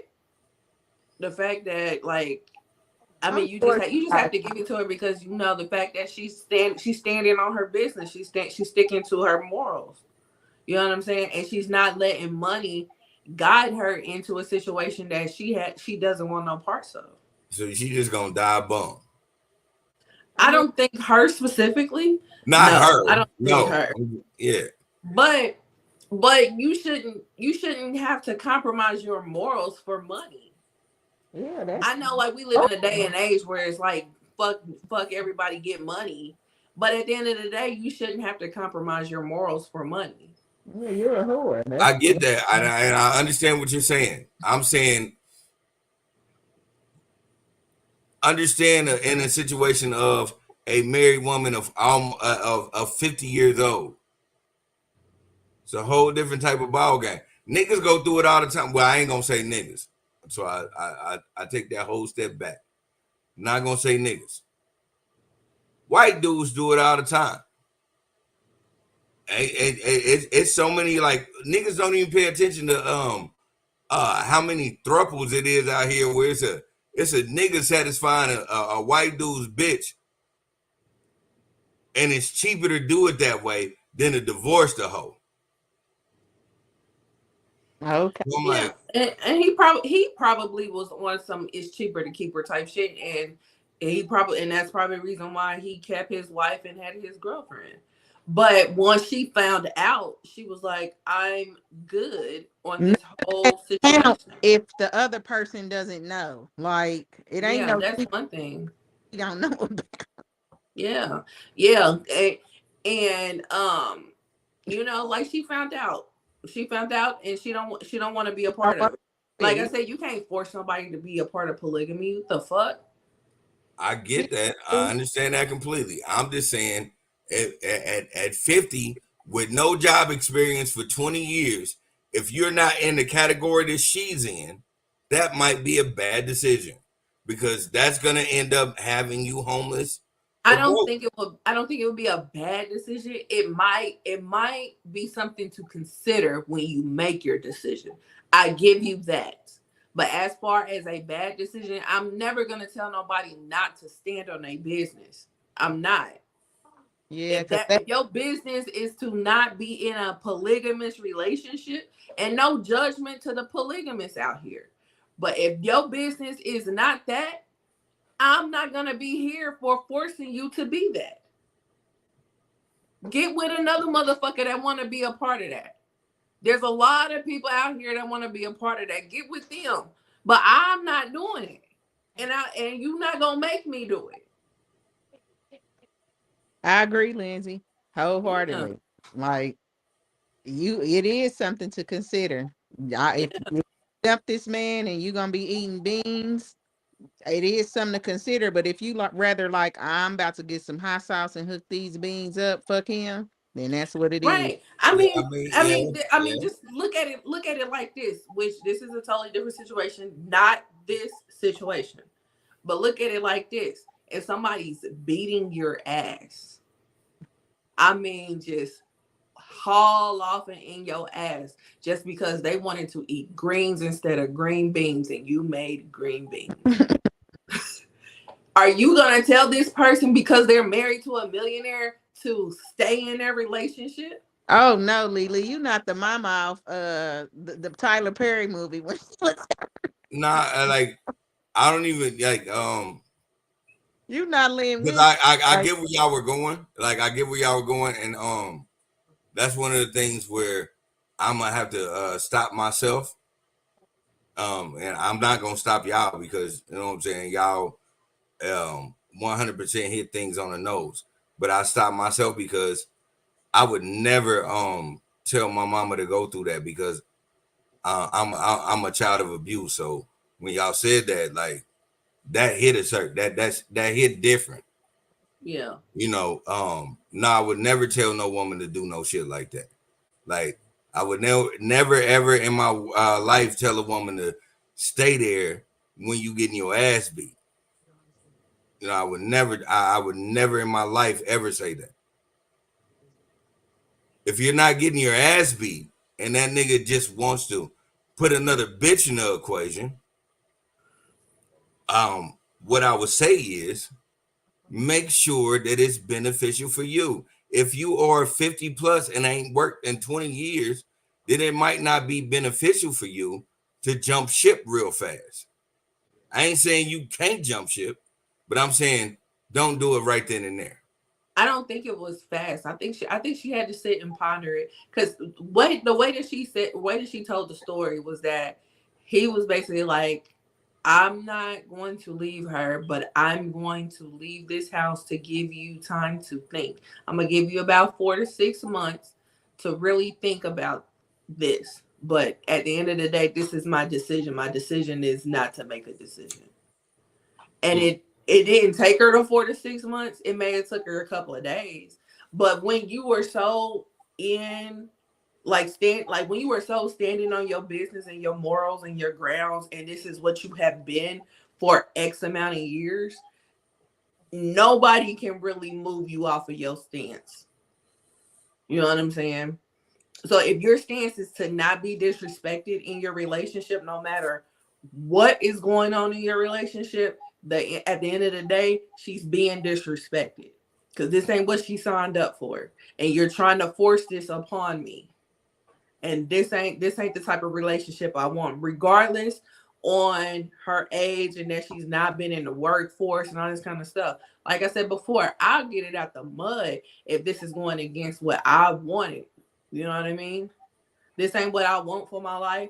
I still look, the lady still look good. She probably is way older than what we're giving her just because she looked good. She kept herself up and she black. You know, black don't crack. Yeah, so, but is she willing to go back to what she did when before she met him? Is she willing to go back to? And who's to say that she even got to go back to that? We don't know what she's been doing all these 20 years. So she could be degreed up just because she was bored. You know what I'm saying? Like, she could be. And then on top of that, she could just live the lap of luxury because, again, she is married to a COO of a very successful. Okay, so let this make this practical though. Let this make this practical because I understand where you're going, Lindsay, because if you ever was in that standpoint, you would always have your T's crossed and your I's dotted. But let's just put in perspective that a woman that didn't do that was just living off of him. Mm-hmm. What if she doesn't do that? And at 50 with 20, it was 20 years before you ever had a job. All his shit, like say all of it, like he has assets here enough to keep businesses going, but all of his money is in offshore accounts and things of that nature. So you don't have access to that. Alimony ends up being maybe $400. Child support ends up being, I'll give you the benefit of the doubt. Even though the kids are grown, maybe it's $1,200. So altogether, that's $1,700, maybe $1,800 a month that you got to survive off of because you're still looking for a job and don't nobody want to hire a 50-year-old that never worked for 20 years. These are when I say things like that, I'm like, when you look at it like that, it's like, why don't you make provisions before you jump ship first? It's like the niggas on the Titanic. They knew the Titanic was sinking, and so they just jumped off the boat. They didn't even fathom that they were in the middle of the Antarctic and it was super cold out there. No, I definitely get what you're saying. I'm not saying that I don't get what you're saying. And I'm not saying that may play a factor for some people, and some people may definitely be like, I can't leave him because of X, Y, and Z. I'm not saying that I'm naive to that, because I know that does occur. I know that people still be in fucked up situations for various reasons. I get that. But what I'm not going to do is ever tell somebody to not stand on their business if they're convicted to the point where they're going to leave and turn their back on whatever they was accustomed to. And their situation, the outcome of their divorce don't turn out ideal. I'm never going to be mad at somebody for doing that. Because you're standing on business, you're standing on your morals, your grounds. You want better for yourself. Whatever better looks like for you, I'm happy for you. That's just what it is. And I get that 100%. And I'm gonna tell you, I'm gonna tell every man or every woman this: if you're going through this situation, check this out. This is what I want you to do. I want you to establish the fuck out of yourself first on the back of these bitch ass niggas. Like, if you look at this motherfucker and you decide like this nigga ain't shit, this nigga keep cheating, doing whatever, bop. All right, poof. If this nigga has been your backbone, this motherfucker has helped you take care of yourself for the past whatever years. You ain't worked, you ain't did shit, you ain't been on social media. Get on social media. Make yourself something off the back of this motherfucker and then kick away the chair of this motherfucker. Do that. Don't be the nigga. Again, don't be the nigga to be like, I'm going to stand up. Because it's good to stand on morals. I get it. Stand on morals. Don't be the nigga, though, to think I'm going to stand on morals so much that I got to be in the free child line. I get what you're saying. Like, just be aware, be cognizant of what's going on. Exactly. Yeah, but let's get to these comments. G's Dr. Forever says Grandpa was trying to avoid taxes, not hiding it from Grandma in the mattress. Yeah, that's true. He also says, I'm sure Coretta Scott King knew what old Martin was doing on the side, but for the greater good of the movement, stayed. And that could very well be the reason why she stayed. But she 1000% knew what he was doing. She 100% knew. I'm never gonna act like that. Yeah. Scott King. And I think this is left, that. Y'all. This is left. She said that. Yeah, this is left. So we'll take this left. She 100% knew Martin Luther King had a fascination for not only shooting down white folks, but putting his dick in them too. That too. Yeah. Beckerman is watching. He says, I only compromise my morals for money. You're 100% right, Beckerman, and I know him. So I know he's 100% right. Right. Like, listen, he does everything in the world to make you know that he lived a better life than you. Like, but if you're gonna compromise your morals, what better reason than for money, right? Yeah, he does it for money. This is a nigga that told me, listen, it's 100% true. He was like, yeah, have you ever been to Europe? And I'm like, nah. He was like, yeah, because if you did, I would have been like, when did you serve in the military? Because he legit was like, you could never afford to go to Europe. You poor, right? You poor. That's how he looks at me. Like, he really looks at me like, you're poor. Right. Like, all the things he's ever done, I've never did. So he's like, damn, I really know a dude that's really poor, for real. That's funny. Yeah, shout out to Beckerman. That's the only rich dude I know. Right. Shout out to Beckerman. And shout out to Miss Gail Lewis. I hope all the best for her. All right. So next up is all right, so Draya. Oh, before we move on, Beckerman says, LOL, your credit card company thought you had been hacked when you went to Colorado. Yeah. Okay, so the story behind that is we were conversating about when our cars got shut down. His car got shut down when he was in Russia. He was enjoying his trip in Russia, and his car got shut down because it was like, what are you doing in Russia? And Right. So I was telling him like the same thing happened to me in Denver. And so, and his remark, because he's a rich dude, he's like, they shut you down in Colorado? Like, that's 8 hours away. Right. They don't think you are capable enough to spend money 8 hours away. And my shit got shut down in Russia. Right.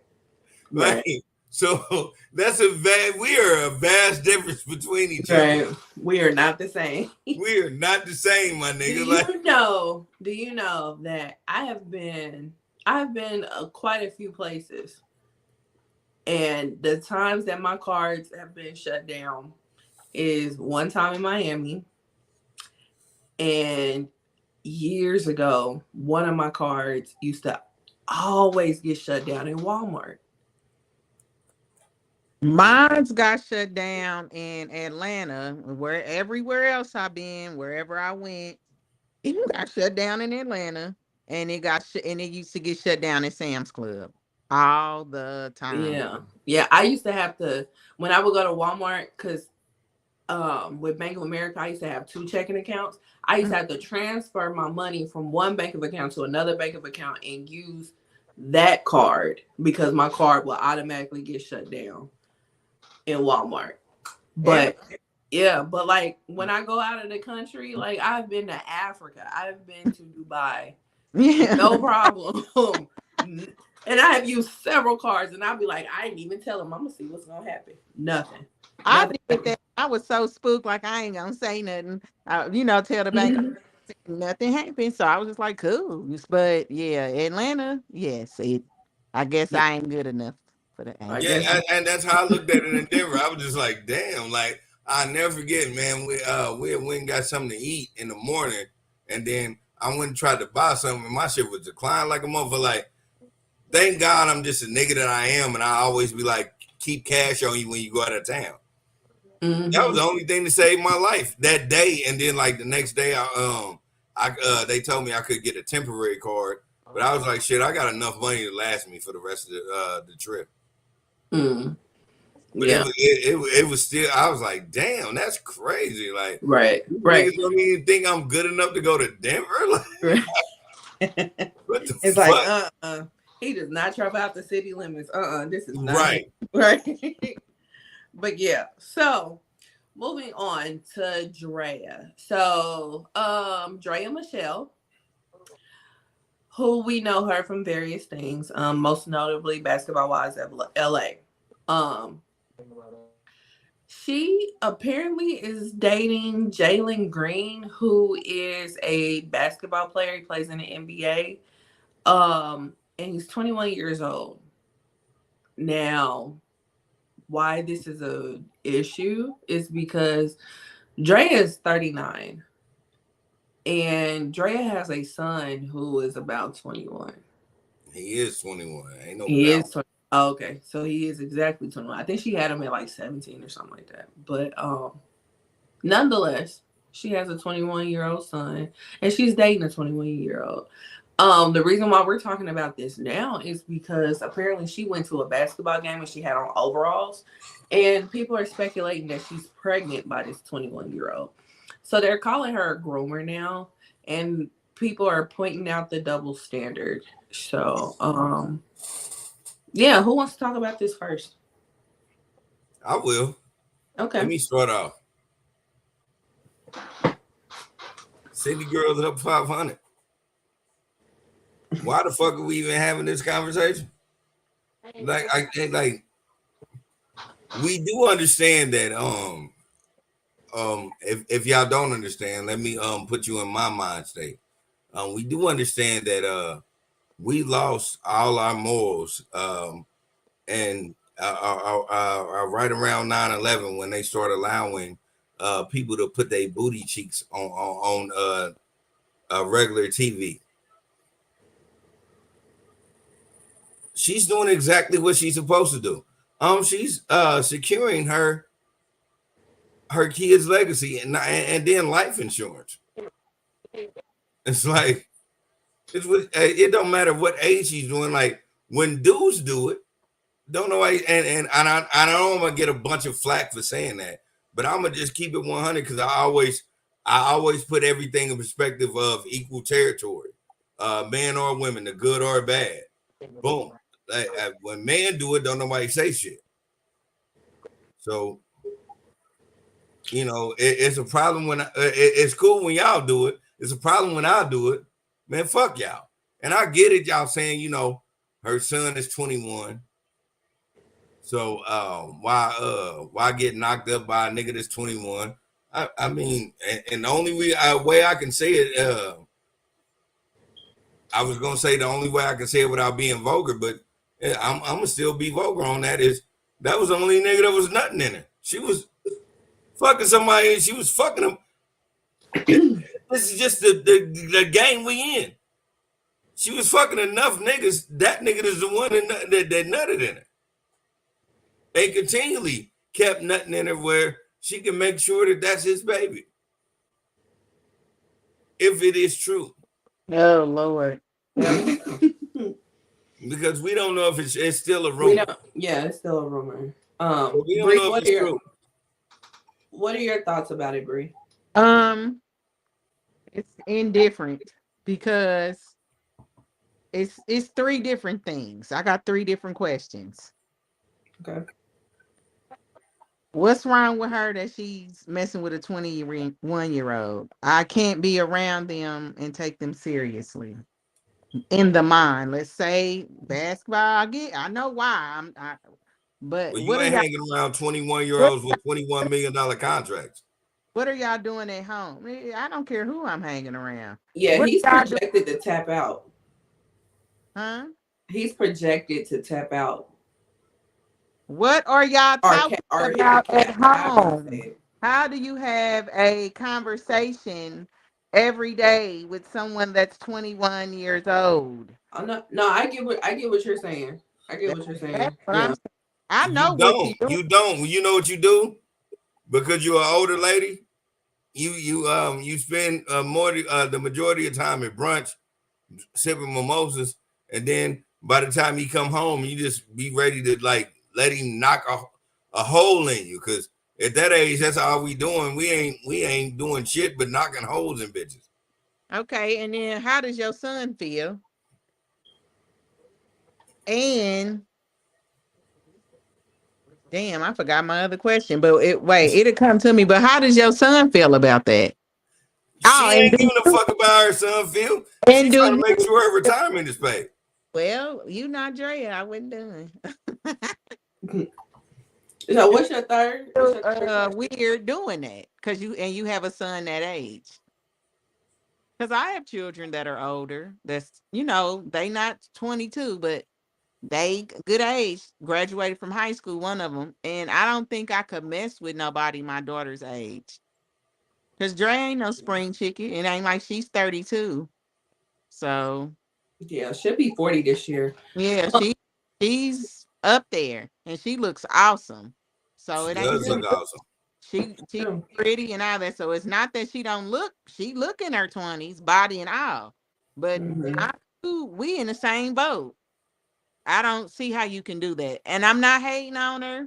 If she found her person, whatever. But her history is, ain't she in that song, down Drake say, Draya, he learned from Draya? Like he basically can't trust me. I'll be 41 in February, and I can tell you, if I got famous when I was in my 20s, I would have been fucking Nia Long. It's not about what you. But would Nia Long be fucking you? Yeah, yes, you would. Yes, you would have. Yes, you would have.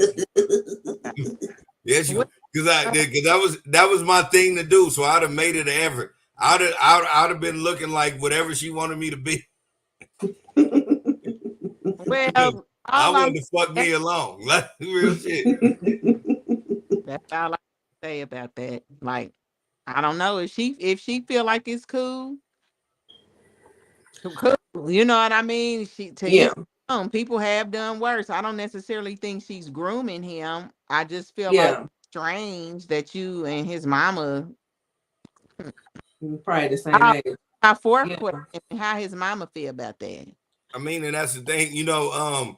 Niggas shoot down Kevin Samuels, and everybody talks shit about Kevin Samuels, but Kevin Samuels said this. Rest in peace to Kevin Samuels, but he said the problem that we have is we have 40-year-old women that are still trying to compete with these 25-year-olds. That's a point. That's a point. So my thoughts. I don't like people using the word grooming because I doubt that she knew him when he was underage. And that's what grooming is. It's like you are, you know, trying to be an underage person's friend and have them trust you until they are of age, and then you put the moves on them. That's what grooming is. Yeah. So I don't agree with using that term in this situation. Also, I wouldn't be here if it wasn't for a May December romance. Similar to this situation, because my grandfather had a daughter that was 2 years younger than my grandma.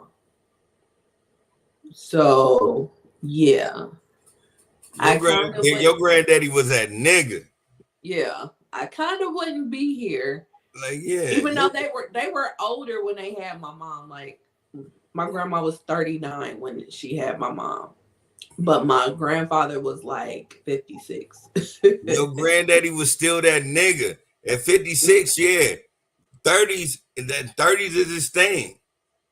Yeah. It's a different time too. Yeah, it's a different time. And then we're talking about a man, an older man. And he was able to take care of them kids too. Yeah, he took care of my grandma. He took care of my grandma's son. He took care of his daughter until she was an adult. And his daughter, which is my aunt, love her to pieces. R.I.P. to Aunt Billy. But and she has the same birthday as Brianna too. But my aunt didn't like my grandma until my mama was born.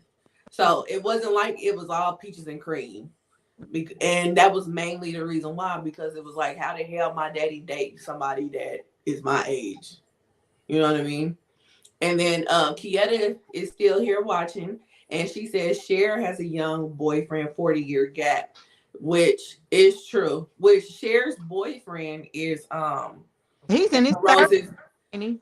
That's Amber Rose's baby daddy. Yeah, ain't he in his 30s or almost about to be? Or he's almost about to be 40, I think. Yeah, that's different. Yeah, and then he's like Cher's like in her mid 70s. Yeah, so like if Draya was Cher, and it wouldn't be, it's no discussion. But dang, Cher, but you know, you better watch. No, it's a discussion, but it's not this negative putting labels on her. Like nobody's calling Cher a groomer.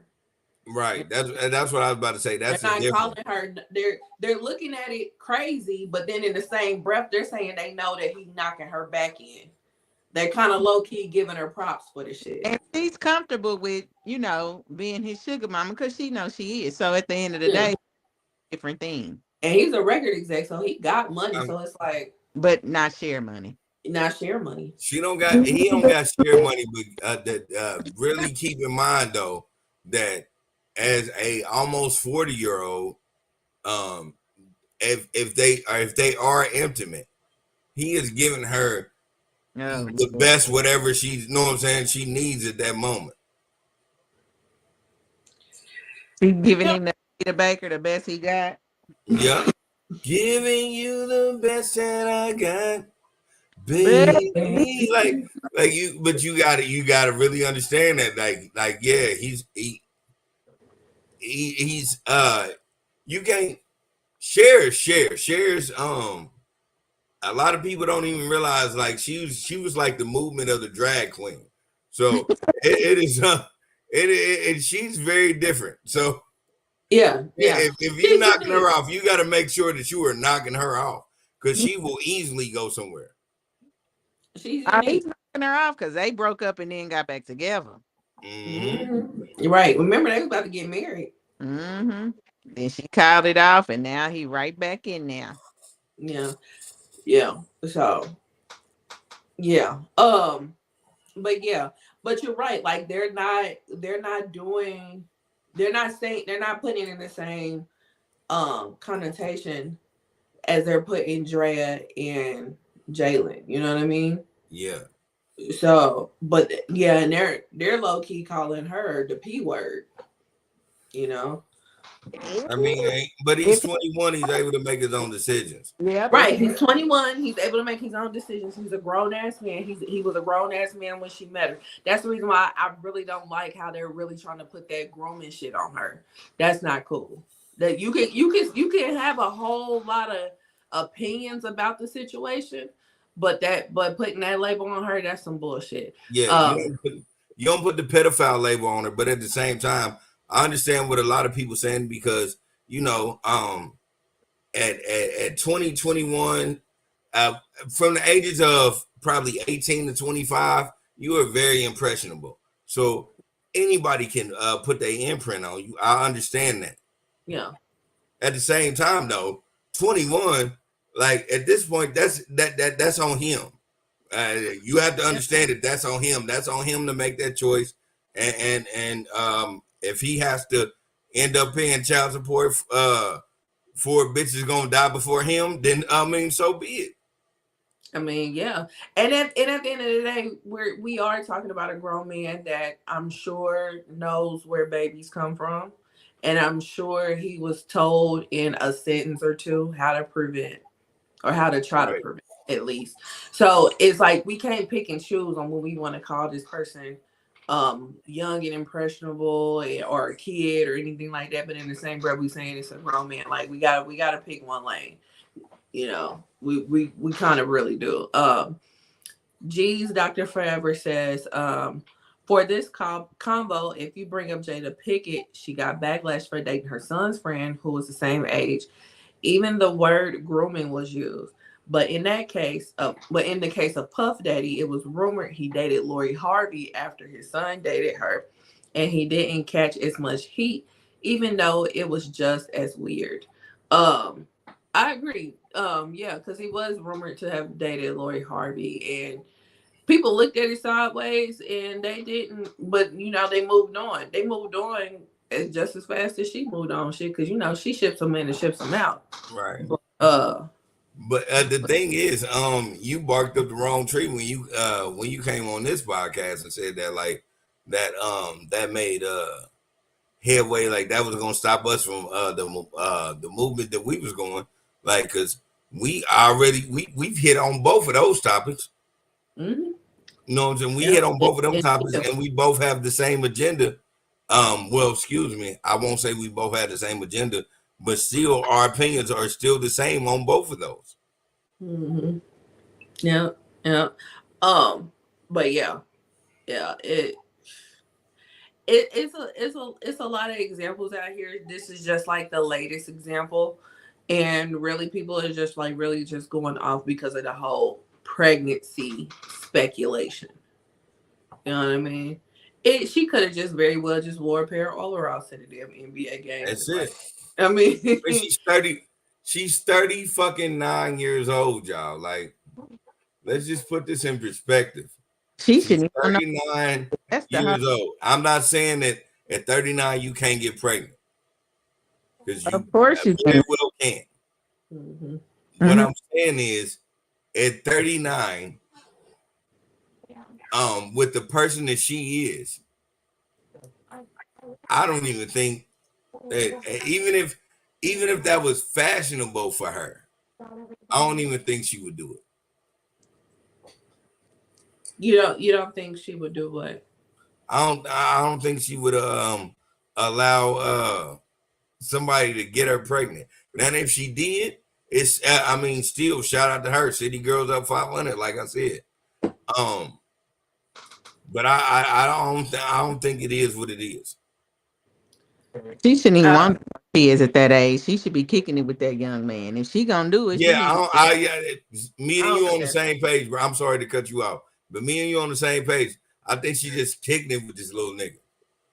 I don't put it past her though. I don't put it past her at all. Not like that's why it's such a controversy, because it's very well in this girl's character to do this shit. But Right. I would hope not, because why? This is the time we supposed to be kicking it. Like, I think when it comes to Draya, like she has grown so far away from what we originally know her as, that when she does some shit that we originally know her as, it's like, yeah, I can definitely see it happening, you know. But people forget, you know. So I'm, like I said, I'm not gonna put the shit past her, whether she did it intentional or on purpose or even at all. I'm not gonna put the shit past her. Shit. And then, like I said, I'm sure he know how to prevent babies from coming into this world fathered by him, and he chose not to. So if she's pregnant, congrats. If she's not, she's not. So it was just a picture of her in a bikini she posted on her story, but everybody like that could be old. It could be. it could be and then or it could be photoshopped, because I just found out that not too long ago about Halle Berry. Yeah. She was photoshopping pictures and shit during her whole pregnancy, videos and all that. Yeah. So but I mean, if she is, congratulations. I just personally think that was dumb. Just because of your age. Like, no, I'm not gonna hate on her because of her age. It just is what it is. you got a 21-year-old. I mean, I wouldn't be fucking with a 21-year-old personally. Outside of sex, son, you started all the way over, and that's what I'm talking about. Like, her kids are spread out. If she is pregnant, her kids are ridiculously spread out. Like, it also depends on where she at mentally, though. Yeah. This her first baby, all that, girl. Yes, snaps. You have a 21-year-old. What? Mm-hmm. Why? Yeah, I wonder what he thinks about this. That's what I asked that question too. What does he think? What does he think? Because whatever. Why are you doing that? Because you 40. By the time the baby get 10, you're gonna be 50. What are you doing? I'm not raising them. You know what I'm saying? You tripping. Mm-hmm. Yeah, but boys are pretty nonchalant. He's probably just like, whatever, that's my mama. That's what I was about to say. Like, a lot of men ain't gonna say anything about that. Yeah. Nah. And if they have an opinion, they probably won't voice it. You're not gonna get too many men that's gonna voice their opinion about some shit like this. Yeah, but best of luck to her and whatever's going on. But yeah, so next up, we're just gonna touch on this briefly because we did talk about it in depth last week. But Megan Thee Stallion versus Nicki Minaj part 2. I forgot. So Nicki Minaj dropped her reply, Bigfoot, since last week when we talked about it initially. And bad bitch. My thoughts initially, it wasn't as good as I thought it was gonna be, and I think partly because of her whole weekend rant. She tweeted the majority of the shit that she said, so it wasn't like we had the wow factor or the shock value. Like, that was kind of taken away from us. It was extremely catchy for all the wrong reasons. I hate how catchy it is. But I wasn't mad at it. And then on top of that, she's a lyrical genius.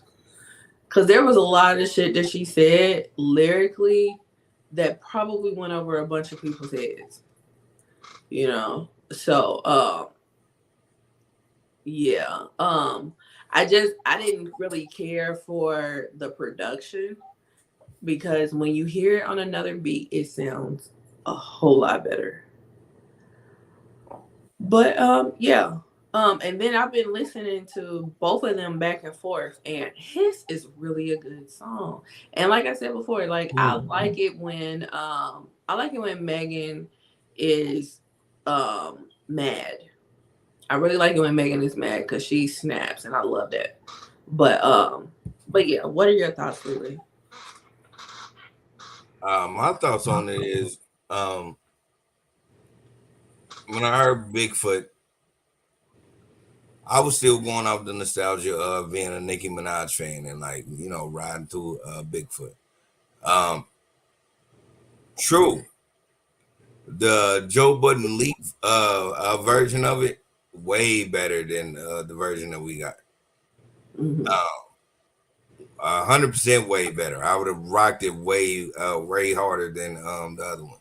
But I'm not a bard. My thoughts about it is like, however this is presented, please don't get me wrong. Meg Thee Stallion had an amazing bar for Nicki Minaj. An amazing bar. Nicki Minaj is hitting her with horrific bars. Like I just want people to like, and until Megan responds, even if she goes to JG route and just like she just hits on certain levels, I need to hear that first. Until that happens, I'm gonna always be like, I this because how disrespectful Nicki is on this, she got her because she was very disrespectful. I get like Megan's Law again, like I said on the last podcast. That was probably one of the best bars I've heard. Yeah. But the Nicki Minaj diss right now, even though she said whatever she said, and she worded that shit on Twitter and she aired that shit out on Clubhouse, all that shit, even though she said that shit here and there where it wasn't really nothing new, it still was horrific because it was like punching that shit that we ain't supposed to talk about. We ain't supposed to talk about shit that's going on with Megan. We ain't supposed to know that she fucked her mama's dude. Like we ain't supposed to know that shit. We ain't supposed to know that she what else she said? We ain't supposed to say she lied on her mama. Right. Yeah, we ain't supposed to say that. We ain't supposed to know this shit. I posted something on Instagram because I seen this lady beating the shit out of her boyfriend. And for me, I posted Barb's on top of her and then Hottie's on top of him. Because that's what's going on. Like, even when the Hotties like got something to say, it's like the Barbs just come out of nowhere. They just come bow, bow, bow, beating the shit out of motherfuckers. Like, fuck this bitch and what this bitch stand for. And nigga, we'll run up on your house. And these niggas will run up in your house. Yeah, These so let's bars talk about the different. bars. Yeah, so let's talk about the bars for a second. Now, we all love a good rap beef. You know, that's part of hip hop.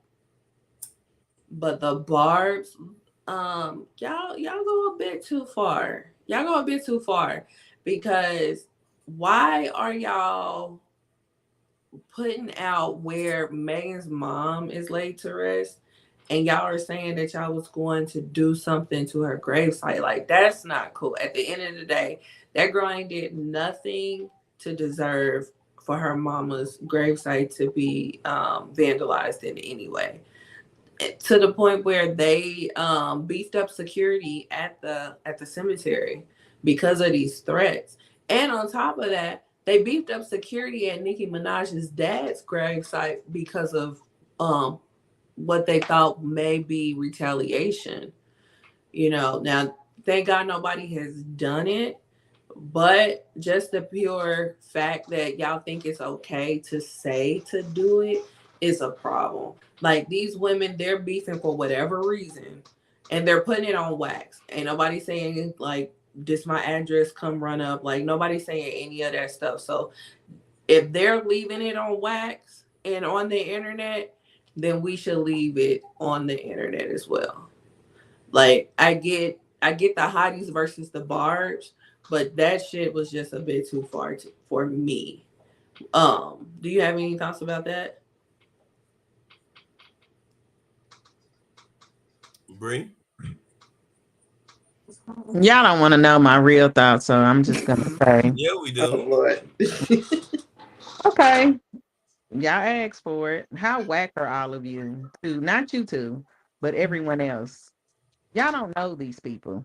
Why are y'all riding so hard for them? Why are y'all so fanned out to the point where they have to beef up security at people's graveyards? They dead. What are you doing? Like, I might be too old for these type of conversations because at the end of the day, I still want to know why Nicki Minaj is mad at Meg Thee Stallion. What's the whole beef from? Y'all was cool. Don't they got Hot Girl Summer or what's up? Yeah, they do got Hot Girl Summer. I think it may stem from Cardi. Man, come on with the bullshit. How old are we? So now people got to pick people's friends? Come on. But I think it's more to it than that because allegedly Meg said a couple of things to her. Because you know, around the time that they were hanging out was around the time that she was either trying to get pregnant or was pregnant or something like that. So it's like, you know, she claims that Megan told her, well, you better get an abortion, or and was trying to get her to drink when she told her that she's probably pregnant. So yeah, I mean it is. That's I didn't have people do that to me. I ain't make up no rap songs and going to their mama's graves trying to do stuff to it. Got a bunch of flunkies doing that. So that's an excuse. The real deal is because she's made them songs with Cardi B. And that is whack. You're whack. This whole situation is whack as fuck. Yeah.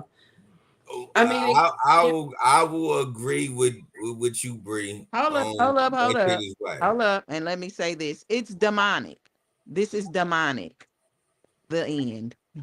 Yeah. So Tohi says, they say it's not Megan, instead it's Jay-Z. I have heard that as well. That she's really going after Jay-Z. Yeah. Okay, well, that is a different thing. But until she say I don't like it's not her, it's Jay-Z, then I can't do nothing but think it's what it is. And it's fanned out. You're whack, an old woman. This is where you could be making money with all these bitches. And I'm talking about having guap. Y'all are tripping and it's dumb. It's demonic. So at the end of the day, it all is. Yeah. Tohi also says, did y'all see Azalea Banks' rant? I did see her rant. You know, a broken clock is right twice a day. And for the most part, she was right with her thoughts. But I didn't see it. What she say? Because I didn't see it. She said a lot. She said what's the synopsis?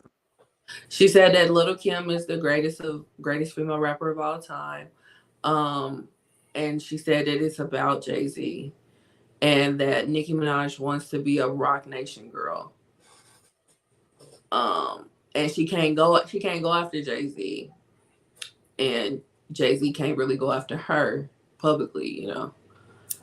But she kind of need to have it out with her. But I mean, for the most part, it'd be career suicide if she were to try to touch Jay-Z, Beyonce, anybody for that fact. But yeah.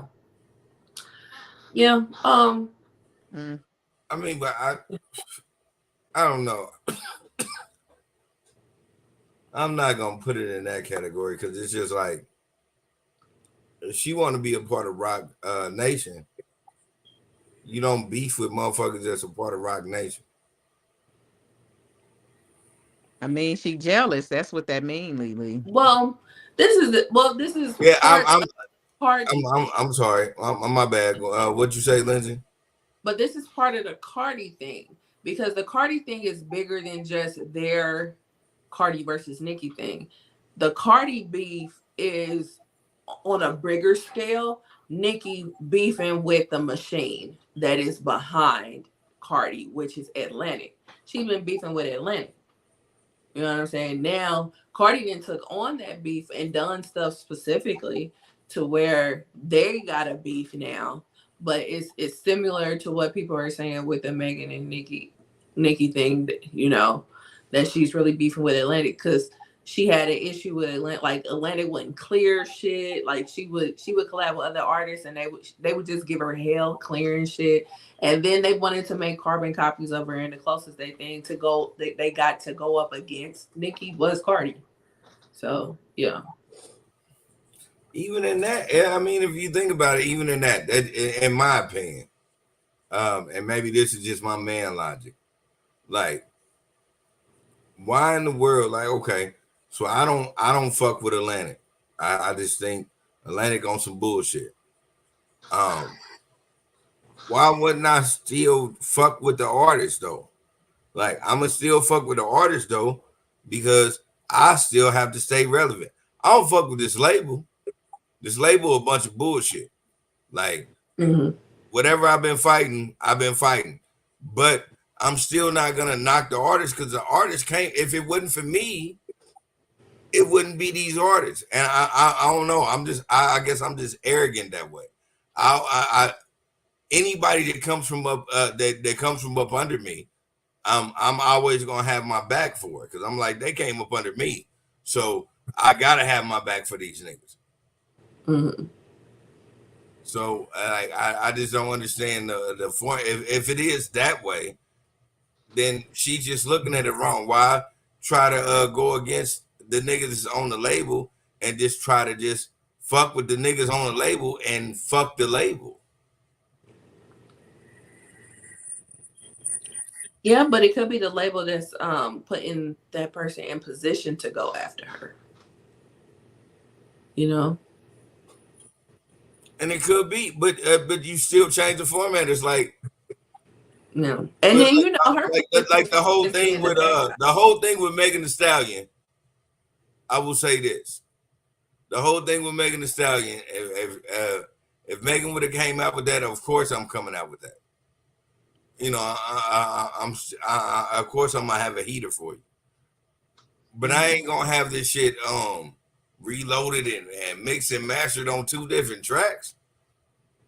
Yeah, you know, the whole thing with her putting out the regular version of Bigfoot and then putting out the acapella version of Bigfoot, I thought that was marketing genius. You know, she made it easy for producers to just take that acapella and just run with it, which is making it even better.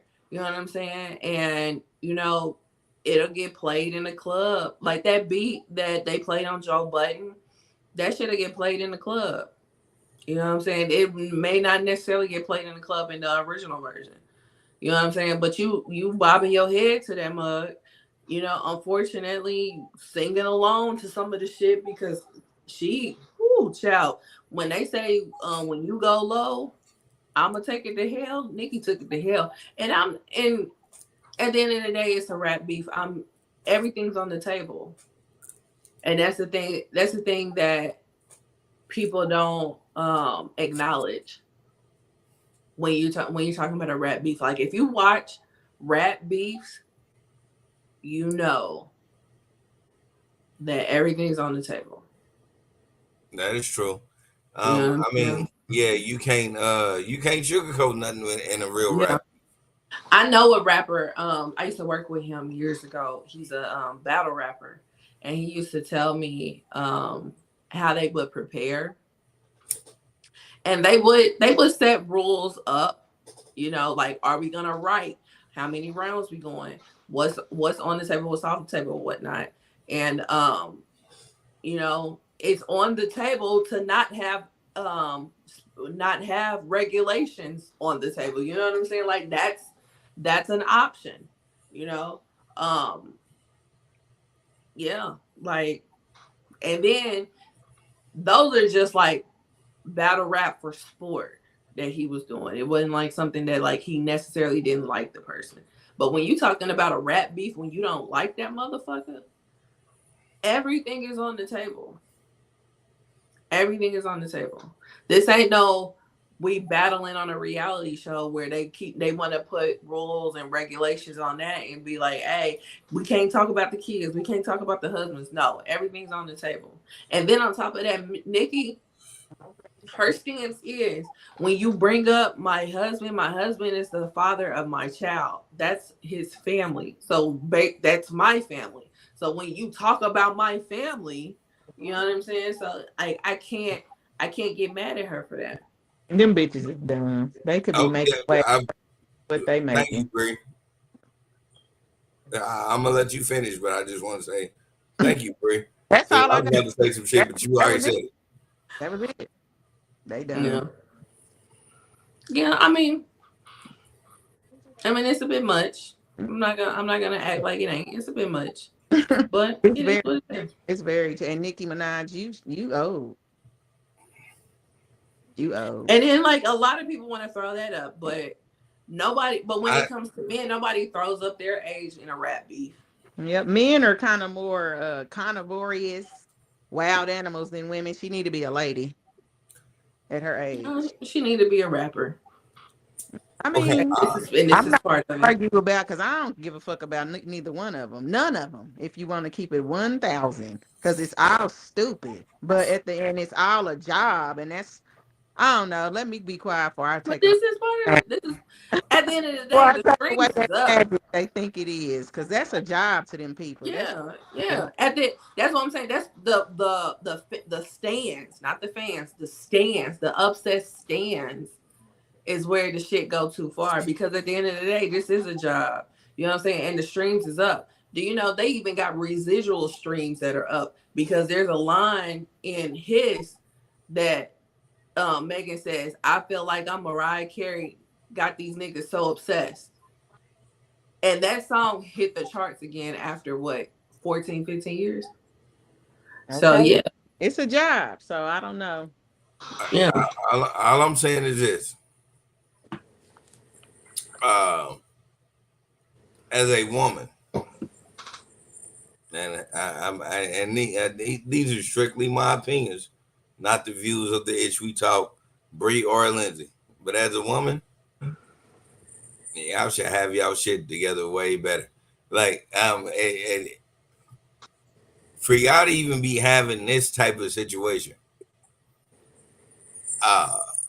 it's just it lets me know as a man we have been totally false about how we're supposed to protect our women.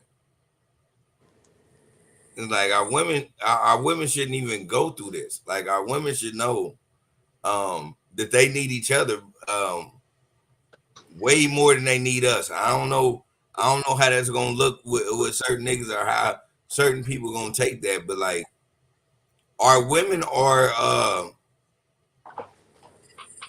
okay. I'm gonna just put it in perspective of how I see certain things. We are the ones that cultivate. We cultivate things as men. We make things happen. Women are the ones that give birth. They give life. It's a vast difference between men and women. Like we cultivate. We like whatever seed you bring, we're gonna cultivate them to be whatever. But y'all still bring seeds. Why are we in a situation where the women are the people that bear our fruit or beefing with each other? That only means that we are going to breed bad fruit. That's crazy to me. That's definitely a way to put it. But yeah. I mean, that's definitely a way to think about it. It's like every time I look at it, I'm like, okay. I mean, because the shit is entertaining, of course, cool, but we really have to understand what a woman is. A woman breathes life. This is what it is. Like, I just can't agree with that, because you're basically saying that because women make babies, they can't be human and have a disagreement with one another. nah, I'm that see, now that's a total false. I'm not saying that. What I'm saying is, okay, a woman breathes life. So like, at that standpoint that you breathe life, you have to make sure that this life that you have put in this world has certain moral content. You are not supposed to be a woman who is arguing with another woman. Y'all are both life breeders. Y'all both create this thing. Why are y'all arguing with each other? Y'all can agree to disagree, but why are y'all arguing with each other? It's the thing that I have a problem with. because humans argue. I think he more so means bullying each other. Yeah, but okay. And I don't like that people try to put that label on Nicki either. Nicki, I don't think she's a bully. They're both bullying each other. They're both exactly. They're both bullying each other. That's a double negative. Like, no, we're having a disagreement. We're having an argument. We're having a fight, but we can't bully one another. It turned into bullying when their fans got involved. I was about to say, you saying this, Lindsay? Think about it. Think about it. It did. Once they start having think about the bar. Braves, it did turn into bullying. They do bully people, those barbs. They do. All of them. The beehives, all of them. They'll leave all them bees and whatever Nicki Minaj emoji is, all in them comments. That's bullying. Cyberbullying. I don't agree. Think about the bar. The bar said, these bitches ain't mad at me. They mad at Megan's Law. And we know what we already know what's going on with Nicki Minaj's situation. And I agree with you too, Lindsay. I can see what you're saying as well. They having a disagreement. It should be just a disagreement because, at the end of the day, I'm a woman and women can have disagreements. But I can see where Lily's coming from too.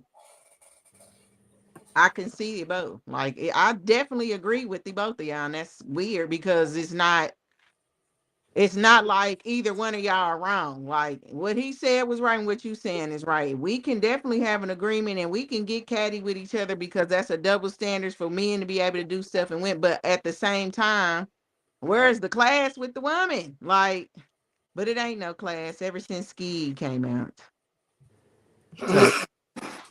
Well, I'm not going to go that far and say that, but I'm not going to dock nobody because they don't have class. Like, class is not a requirement in rap. It's not, and I understand. Class is not a requirement in rap. But at the same time, again, I'm always going to stand on this. And it's just the background of my 10 sisters and my mother. It's like, it's just a certain way you have to be, like, as a woman, like, everything that they're doing, I'm not saying that they're wrong at doing it, but at certain points, like Bree said, it becomes bullying. And when you get to bullying, this is where I don't understand it. Like, at the end of the day, both of y'all, or y'all are trying to chase a nigga game. A nigga game is rap battles and beefs and all that. We don't have none of the superpowers y'all have. Y'all, we can't give life. That honestly has nothing to do with rap. We are talking about rap. We are talking Giving about life rap. has nothing to do with rap. We are talking about rapper A and rapper B who just so happen to have vaginas getting into a rap beef. There's no rules in rap beefs. Nobody's bullying the other. It'd be one thing if Megan made a song and just kept on going on rants, or vice versa. If Nicki made a song and kept on going on rants, and the other person was just like, that's "Oh what my Nicki God," is doing right now. But she is doing it, Nancy. That's what Nicki is doing right now. But Nicki didn't go on a rant and make a song until Megan came out with her song. That's what I'm saying. They're both in a rap beef right now. It's just and it's not one-sided. They're both doing it. Oh yeah, I agree, Lindsay. That was my point. That was my point. I agree with both, Lindsay. It is a rap beef, and we aren't talking about necessarily what Lili's saying, but I can see where he's coming from too. But at the same time, I see where you coming from, which basically means it's dumb. All right. So G's Dr. Forever says Nicki feels the powers that be, are trying to get her out of there to make room for Megan, Lotto, Glorilla, or Sexy Red, the younger artists, the same way they did for her, moving Lil' Kim and Foxy Brown out the way. And to a certain extent, I do agree with that, because there are videos that are resurfacing from back then when Nicki was the freshman and Lil' Kim was the upperclassman. You know what I'm saying? And the shit that she was saying, the shit that she was doing, and now how the tables have turned. The shit is going on again. But I will say this, that Lil' Kim shit was deeper than just the surface level between her and Nicki. Just like the shit is deeper with Nicki than on the surface level with Cardi and Megan. And I'm glad you addressed that, because my thing is, you haven't learned anything yet. Like, she should have learned. Wow. It's just wild that the tables have definitely turned and she doesn't see it. But yeah, she should have learned at know what I'm saying, at that moment what would happen. Like, she didn't learn that. Like, she went through that, just like most people do. She went through that with blinders. She went through all of that stress and all of that turmoil between her and Lil' Kim, when Lil' Kim was the quintessential queen of rap at that point. Mm-hmm. And she had this beef and she didn't learn from it. She hurt people. It was hurting her, so it's her turn to do it. She know what she doing. She see what she can see. She ain't dumb. I way she can rap and put all that shit together. She know what she doing. Yeah. One thing I would say before we move on, because we spent a little bit longer on this than I thought we was. But I don't have the answer. I don't have a opinion. But if you put all bullshit to the side, and I mean all bullshit, all bias, all that, who do you think is the better rapper, Nicki or Lil' Kim? Ooh. Think about it.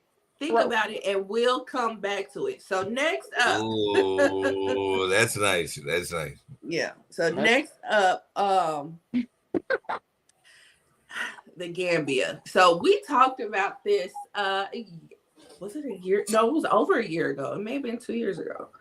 The Gambia. If you've never heard of the Gambia is a country in Africa. And it is one of the most poorest countries in the world. Their attraction is tourism. Like, it's a vacation spot. It's West Africa. On top of that, it's West Africa, but it's a vacation spot for a lot of people, especially a lot of Europeans, specifically from the UK. They go there for vacation. So a lot of their money comes from tourism. What kind of tourists, you say? Well, I can tell you. The tourists that they normally have from the UK are older white women. Why, may you ask? Oh, I have the answer. Because they're going over there to get fucked. So, which we talked about before on this podcast, courtesy of Bree.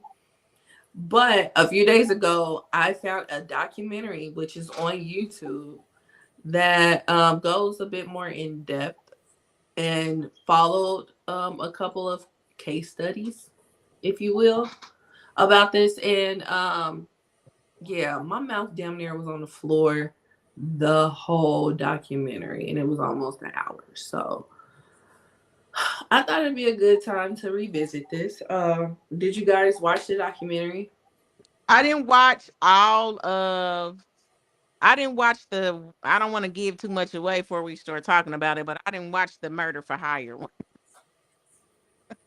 The murder for hire? Like they trying to, that one that where they was plotting to kill that old lady. Oh, it wasn't a murder for hire. They weren't plotting to kill her. They just made plans for when she, But right. Did you watch it? I did watch it. And Bree, your mind, the way your mind worked that through, because it wasn't that. But the way your mind worked that through, he should have been a detective. Because a lot of them niggas was scamming it like a motherfucker. Oh yeah, they was definitely. Oh, yeah, they scamming. They take one more sip. They scamming. Like they not. No, they trying to they effing them old ladies. They fucking their brains out. Again, I said I wasn't even gonna talk about this until I got on the podcast. Yeah. City Boys up 1,000 and Gambia, excuse me. I don't want to fuck the name of it up. Right. Put some respect on their name. I'm putting some respect on their name. Right. Gambia is full of city boys. Full of them. They can't wait. When I was watching that shit, I loved when dude said, I am a poor man. Yes. And I don't want to be married to a poor man and live in Gambia. Like right, straight up. Like, nigga, I'm done with this life. Like, okay, I don't give a fuck what y'all talking about. It's cool, but I don't want to be here forever. Right. Like, I'm trying to get chose. Fuck what you talking about. Yeah. So Tohi says they fucking the village people. They call them their wives. Yeah. Yeah, basically. Yeah. Yeah. What I was shocked about was literally they got off the plane and exited the airport and they was right there, like, excuse my example, but they was right there like Mexicans outside of Home Depot. Wow. I was like, damn. Whoa. They were. Yes, like, whoa, whoa, and whoa. That's where I was outdone. And we like, what, 10 minutes in? At this point, I was outdone. I was like, what am I? And when I tell you, I watched this shit at work and I'm tired. That shit woke me all the way up. I was like, whoa. But, like, I heard it was bad. I didn't know it was bad. Oh, I knew it was bad. That's why I reported on it. Yeah. Right. I don't think you remember you are Bree, but I told y'all it is a clusterfuck of white women that they call black spades. And the reason why they call them black spades is because they're the queen of spades. All they do is fuck black dudes. And so they go to every place they can and fuck black dudes. That's their thing. Yeah. Now I will say this. Excuse me. In the documentary, it wasn't just white people or white women. It was a black woman. And I low key felt for the black woman because the black woman was our older divorcee. Shout out to that earlier topic that we talked about. But she was an older divorcee, and you could tell that she was in a time in her life where she just wanted companionship, you know. So she finds it with going to the Gambia. And she says she goes like 3-4 times a year. Now, she's not of the population of tourists that pay. She don't fool when she tells them straight up off the bat, if that's what you're looking for, it ain't me. She's looking for a good time. And this particular trip that she went on, she ended up finding somebody, which we find out at the end of the documentary that they got engaged. So what resonated with me, not personally, but I felt her on it, was the night before she left the Gambia to go back home. And she was talking to the interviewer and whatnot. And she was just talking about how she really likes coming to the Gambia because she feels better. Just physically, she feels better. She was like, when I go home, I'm aches and pains. She was like, right when I get off the plane, I'm in with aches and pains. And then she started crying. So it was more than physical for her. It was a mental thing. It was escapism. It was, she don't like the situation that she's in at home. She didn't come more than just physically, but she doesn't like the fact that she's at home. When she's at home, she's single. She's in the, she's in the hustle and bustle and all that type of stuff. She doesn't like, she's herself when she's in the Gambia. She's free. You know what I'm saying? Like, and then there's men there that love her for her. Not over there getting pimped, basically. Like, right. She's not there to get pimped. And initially, she was going there, for a good time, not a long time. But then she ended up finding somebody. You know what I'm saying? And it wasn't something that she didn't find no. She didn't find no young nigga either. Yeah, he wasn't a young dude. And then it's something that she couldn't get back home in the UK. Right. You know what I'm saying? And I was like, I see her now. We can let her slide. Yeah. I mean, 1000%. But that's what the Gambia represented for her. You know what I mean? Yeah, she came there and had a good experience. Like, yeah, she relaxed. What I took from that is she can't relax at home. Like, if soon as you get home and you aches and pains, and when you over there, she's more, I got it. She came for a spiritual release, all type of releases. Right. She was stellar. Yeah. She was stellar. Whereas these hoes did not. No, them white hoes are trying to get fucked. They did not come up there they trying to pay like they weigh. They was trying to pay like they weigh. But Tony says they had the tattoo of Black Spade. Yep, they did. But yeah, I felt her on that because I tell you this, when I went on my cruise back in July and I came home, when that plane landed, I think I put this on Facebook. I was like, I ain't never felt so depressed coming back from a vacation in my life. It just was an overwhelming feel of depression because I knew what I was coming back home to. Right. And I didn't want to do it. You know what I'm saying? So I yeah. So when that happened, when she was talking that night before she left, like I felt her because I knew I saw her. I knew exactly what she was going back home to. Because I ain't never felt like that before in my life, and I felt that back when I came back home. Because I was pissed. I did not want to come back to this motherfucker. That's just not to be that kind or be a Debbie Downer, but that's the thing about me. That's why I really don't. I traveled a lot when I was younger. That's why I don't travel a lot now, just because you get to go to these places and then you got to go back home to the same old bullshit. And so, like, I 100% get that. I understand it. That's why I just be like, shit, I don't even want to go nowhere sometimes, because it's like, even going somewhere, think about it, you still got to come back home to some bull. You know what I'm saying? Like, yeah. It's a form of escapism.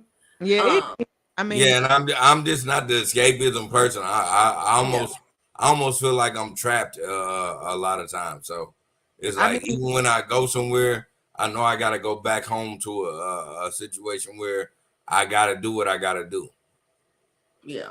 Well, see, when I went, out or whatever the country, and it is that day when we was going home. The day, you know how it be, the day before you come home, and you just be like, what I mean? Yeah. I don't like that feeling. When I get off the plane, I don't necessarily get utterly depressed. I mean, I will kind of sigh to myself, but that's when I just kind of try to reflect on my memories, like what we did, kick it, etc. You know what I mean? I did get to see.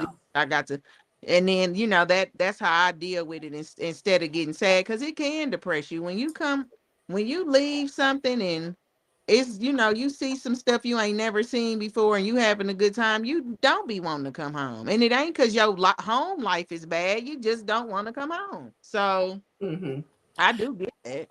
Yeah. And I mean, it's no secret, I travel quite often.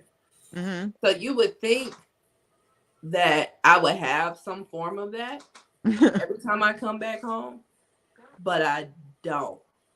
This particular time when I came back home in July, it was just an overwhelming feeling of depression. I was extremely heavy. I was like, I don't want to fucking come back, because I know what I was coming back to, and I'm not gonna do that on here. But I knew what it was.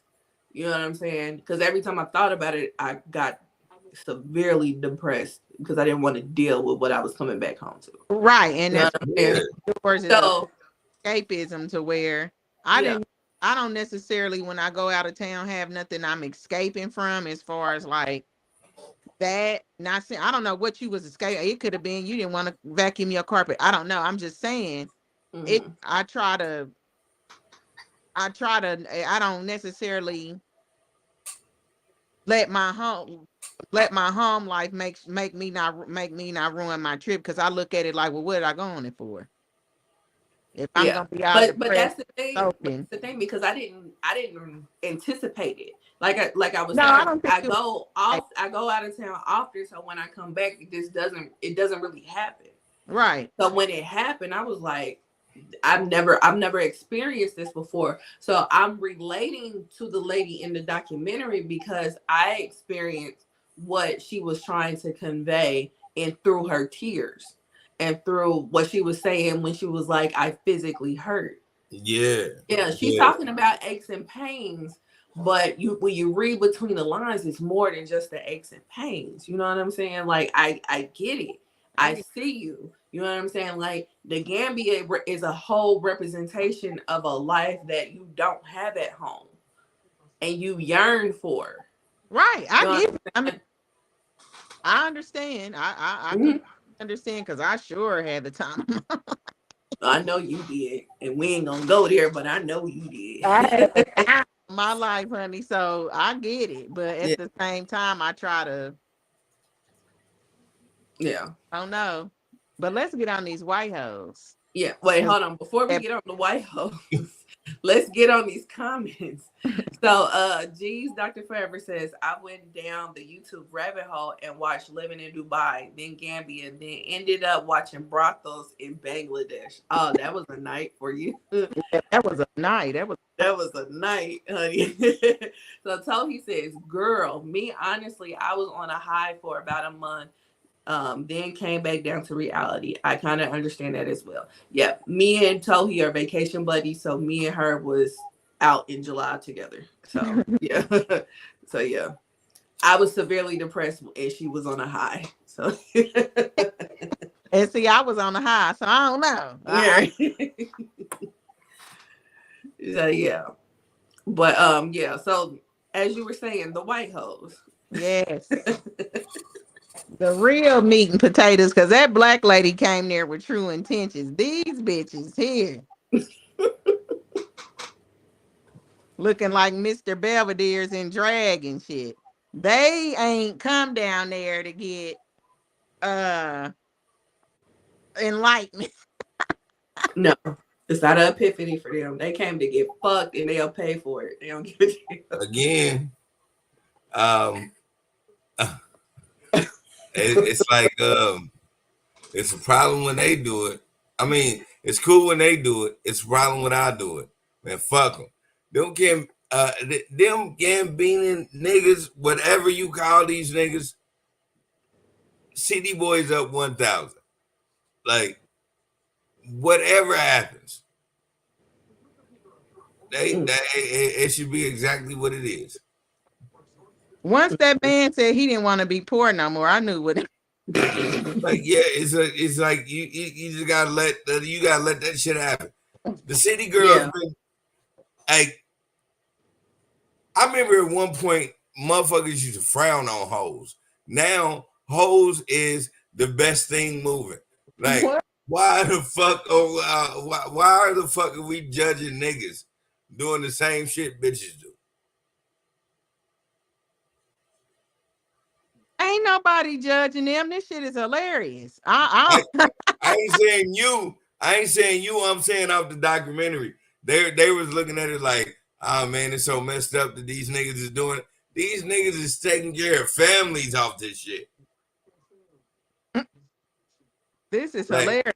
Like, it's and they know, the women know what it is. It's not like they getting like they finessing them out their money. They know off the rip. Put the money on the nightstand. I need the $200 on the nightstand. I just don't want to. This little nigga fucked a bitch so good, he was able to buy not only 1 acre of land, but he built a security port.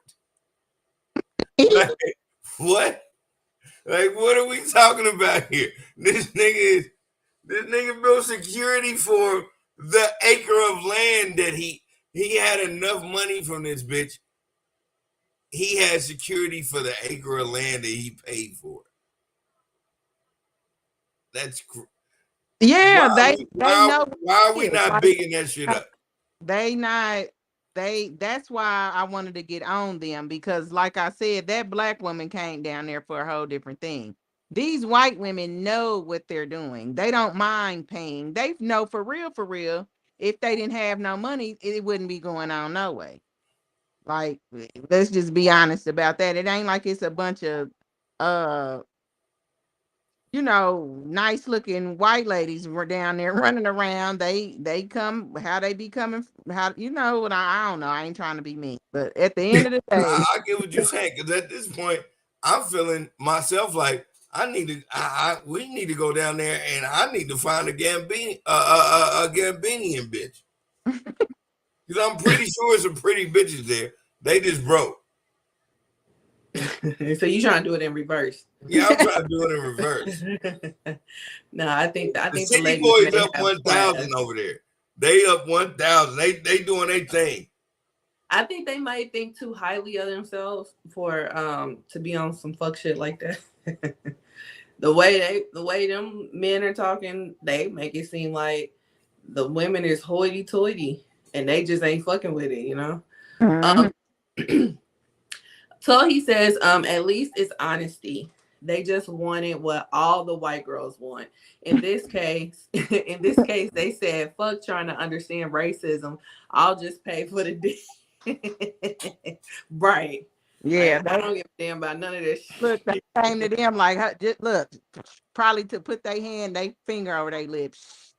I have 65,000 pounds in my purse. I'm going to be down here for a month. But like, even in that though, like, you got it. At the end of the day, it's like, why it's so much controversy over it. it's like, why? It's like, nigga, this.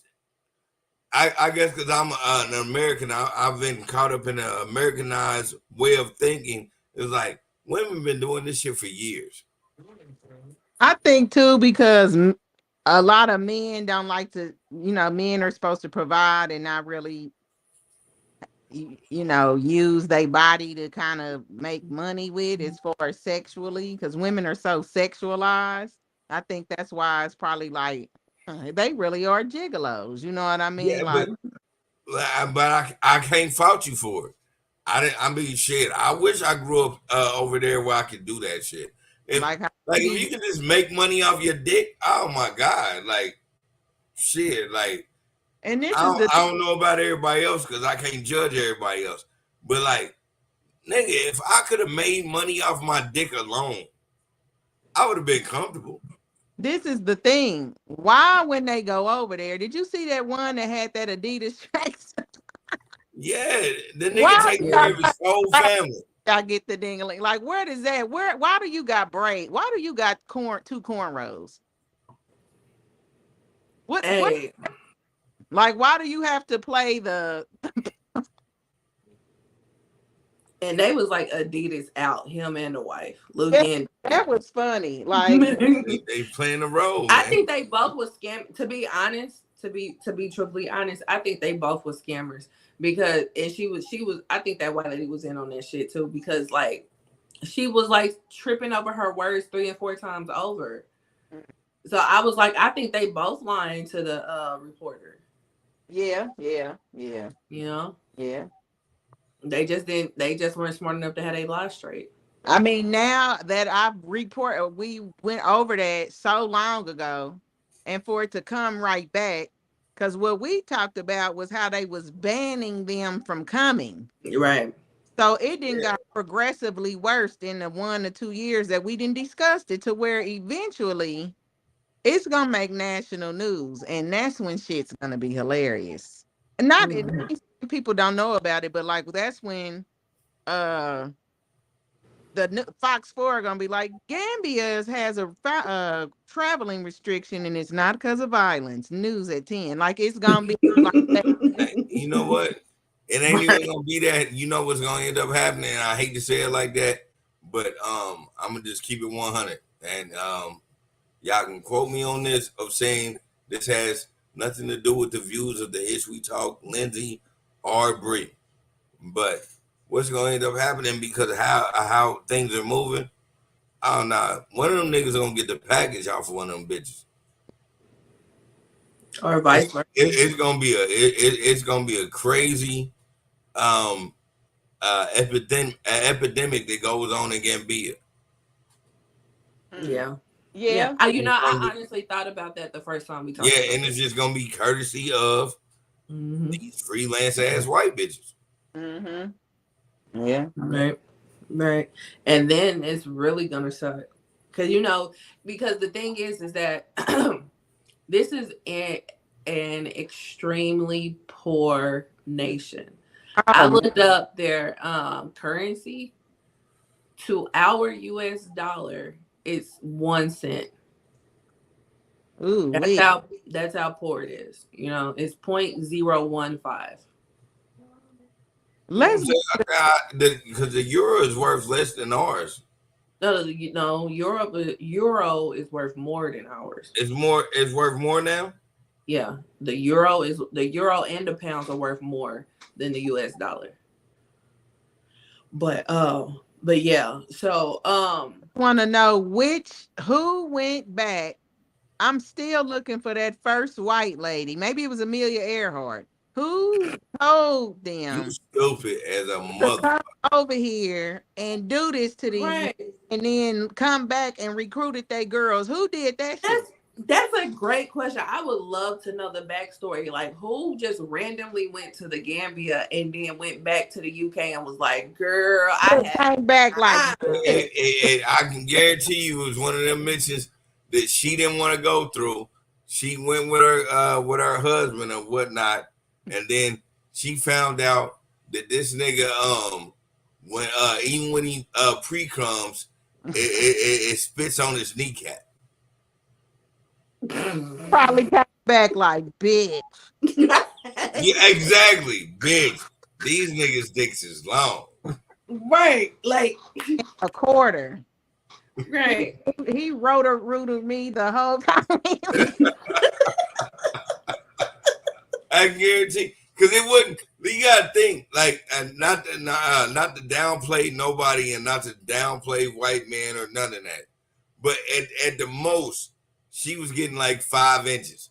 Then she went to Gambia, and these 5 inches is them waking up in the morning. Right. You know what I'm saying? Like, right. That's them getting out the pool. This shit is just hanging.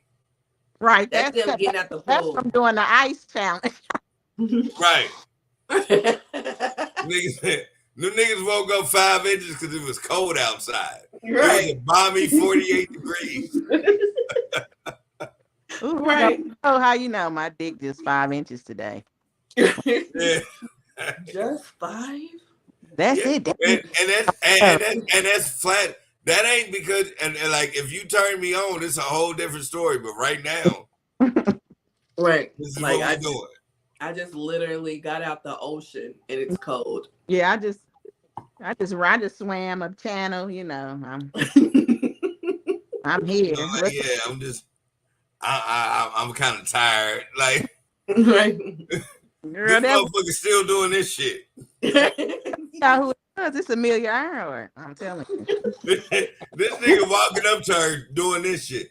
Like most niggas ain't privy to this. Like most niggas ain't privy to walking up to their girl still doing this. Right. To my theory. Like, these niggas walking up to their bitch doing this shit. Amelia Earhart. She flew over there. She came back home. Hammer time. It was on after that. Why Amelia Earhart? I'm telling you. Of all people. You gotta think about it. She was by herself a lot. So and you know what I mean? She like, shit, I'm about to see what's up. She went home and was like, man, I gave this dude the silver off my belt. And it went down. She talked about you said Amelia Earhart got the dick she got was so good that she just made a plane fall out of distance. So she could still get fucked by a long before dick she got lost. And she was on her way back to find a new place. That's how she got lost. So, oh my God, she fell off the grid on purpose to get fucked. She probably over there got 30,000 relatives because she done started some shit like the first mulatto. that first time she came through, she was like, bitch.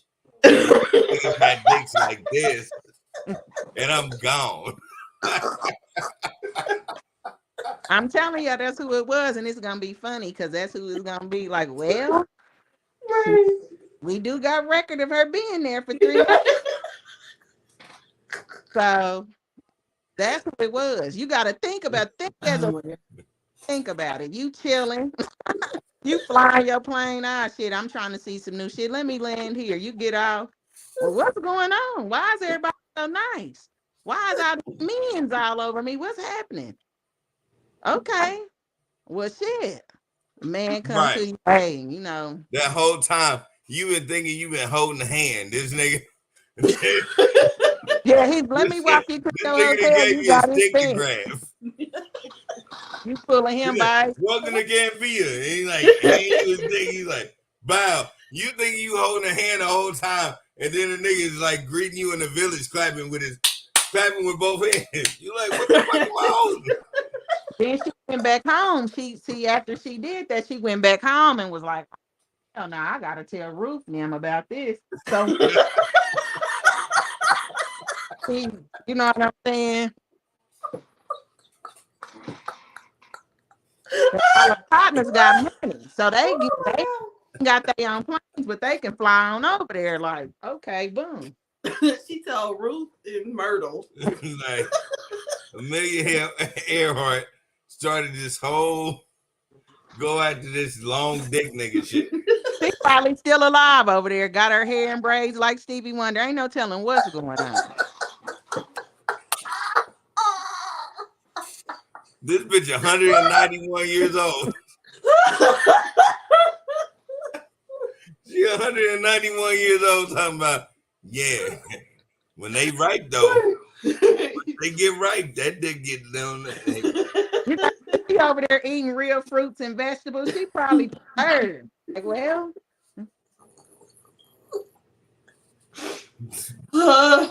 she the guy body of everything. Right.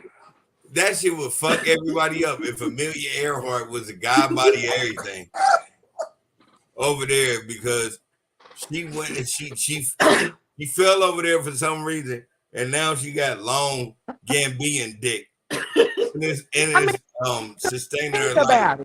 If you think about it, who else can go back and relay that message? If you over in Gambia back in them times, because it started back then. You over back then, you with your man. You can't run off. She was by herself. Oh my God.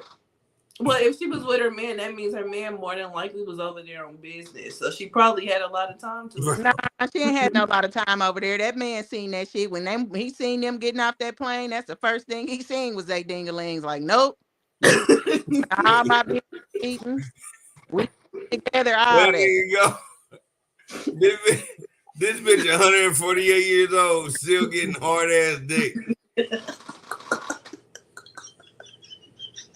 Over God damn. She got an accent. She don't even sound the same no more. She don't even know how to speak English. Right. She was getting so much Gambian dick. She and that motherfucker like, yes. Do you hear what I'm saying? Yes. I need you to hit it from the back. Make me feel good. Yes? Uh-huh. Do you understand? Like, oh boy, I'm gonna get you sucker's wife. Come, she got Daisiki. She got a whole area. The whole part about it is Gambia. The people don't even know she Amelia Earhart. She just there. They ain't. They don't even know who she is. It's just a immortal white bitch walking around Gambia. They've been knowing this bitch since 1921. We don't know how old she is. Let it I know my grandfather, and you hear me? You know what I'm saying? Do you understand? My grandfather knew her. Like, I'm telling you, she kicked it off. She started this gangster shit. I'm telling you. You have to look at it like who else could pull this off? And her. That's it. Oh my God. She in and out, like she's selling keys. She's the wild part about it is I don't understand how, because as far as America, we always like look at shit to. I don't understand where, if that's what England white women are doing, why are we not going to Gambia and snatching up the Gambian women? Oh, they probably see. We ain't heard about what the. So you know, if the women didn't did it, you know that the husbands didn't follow them down there too could play this game. It's probably going both ways. Yeah, that's what I'm saying. Like, are we not paying attention to what can actually happen? Because, like, I can guarantee you, if I know, like, every 3 or 4 months, my woman is going down there, I'm going down there too. I'm about to give me a bitch. Why not? I mean, the women, they ain't going down there. Once they get to Gambia, it's braids in their hair and all that. When they at home, they look like Judy off the Jetsons and shit, the maid robot. Don't they husband like don't nobody want y'all down there. And as a white man, he probably legit want to fuck the fucking housekeeper. So you might as well go down there and fuck somebody that look like the housekeeper. She get off that plane, she a whole new woman. She, what's up? She Miss Hokey. What's up, nigga? Day. She a whole new person. I cannot. But you do have a point. Like, ain't nobody, at least we don't know of anybody that's like going over there to try to get the women. But like I said before, the women probably are just high class. They probably like look down on that shit because it's so prevalent in their face. I'll be snatching them hoes up. Them high prevalent. Everybody in Gambia right now, all the women and I'm not downplaying the women, but like, come on, let's keep it real. The fact he The said nigga making $17 an hour could definitely make her change her passport. gonna be Lily. Remember R. Kelly? Do you got your shot? Right.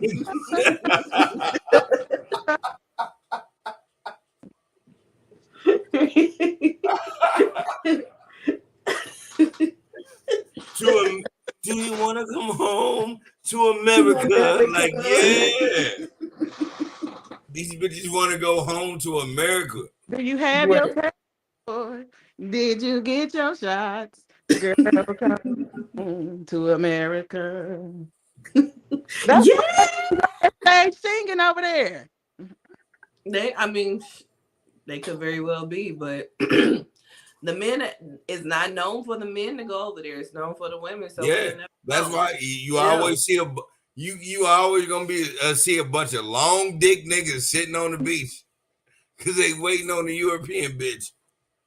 the women ain't getting here; they been gone. Right. It's just so wild. So like, yeah, if you are involved with a white woman from the UK and she says that she's going on a girls trip to the Gambia, let her go. Cut ties, block her, don't do nothing with her. Do not pass go, do not collect 200. Shut up, shut the fuck up, don't say shit. Like, let her go. Right. That could be your bitch. I ain't gonna take it from you, my nigga. That can be your girl. Just understand that could be your bitch. Make sure that your kids in your will already got a contingency plan, because she's gonna give all her money to that nigga. Whatever money you give to this bitch, she's about to give to that dude. So make sure that you have all of your shit taken care of. Unless you need to be a friend and tell your homegirl, homeboy, they grandma going over there spending their grandpa's pension. Then you can, you know what I mean? But it's definitely happening. Yeah. Oh yeah. So yeah, that is the Gambia. Shout out to everybody involved, I guess. City Boys up 1,000 yeah. in Gambia. To America. So hey man, that nigga was throwing out dollars at his wedding day. Nigga, I don't give a fuck. Yes. If I become a millionaire tomorrow, you know what I would never do? Throw money out on our wedding day. Right. Never. He was out the sunroof throwing it like he made it. This is the prodigal son. The prodigal son of the community. He made it. You know. He wanted to share the wealth. His back was hurting. Y'all don't have to be like me. Right. And that's how he low key was talking when he did his last interview. He was like, yeah, any man would want this opportunity. Opportunity? This ain't no job. Yes, it was. But it's a job. Yeah. It's a job. Look at what I have to do. Take with them women. Right. They was attracted to them right off the rip. Them niggas probably had so many blue dolphin ecstasy. Yeah. I was about to say, and I hate to be vulgar, but I'm gonna keep it real. Like, dude. These are older women. I ain't never did cocaine in my life. But if you want me to fuck a 68-year-old woman, you probably need to put cocaine in the room.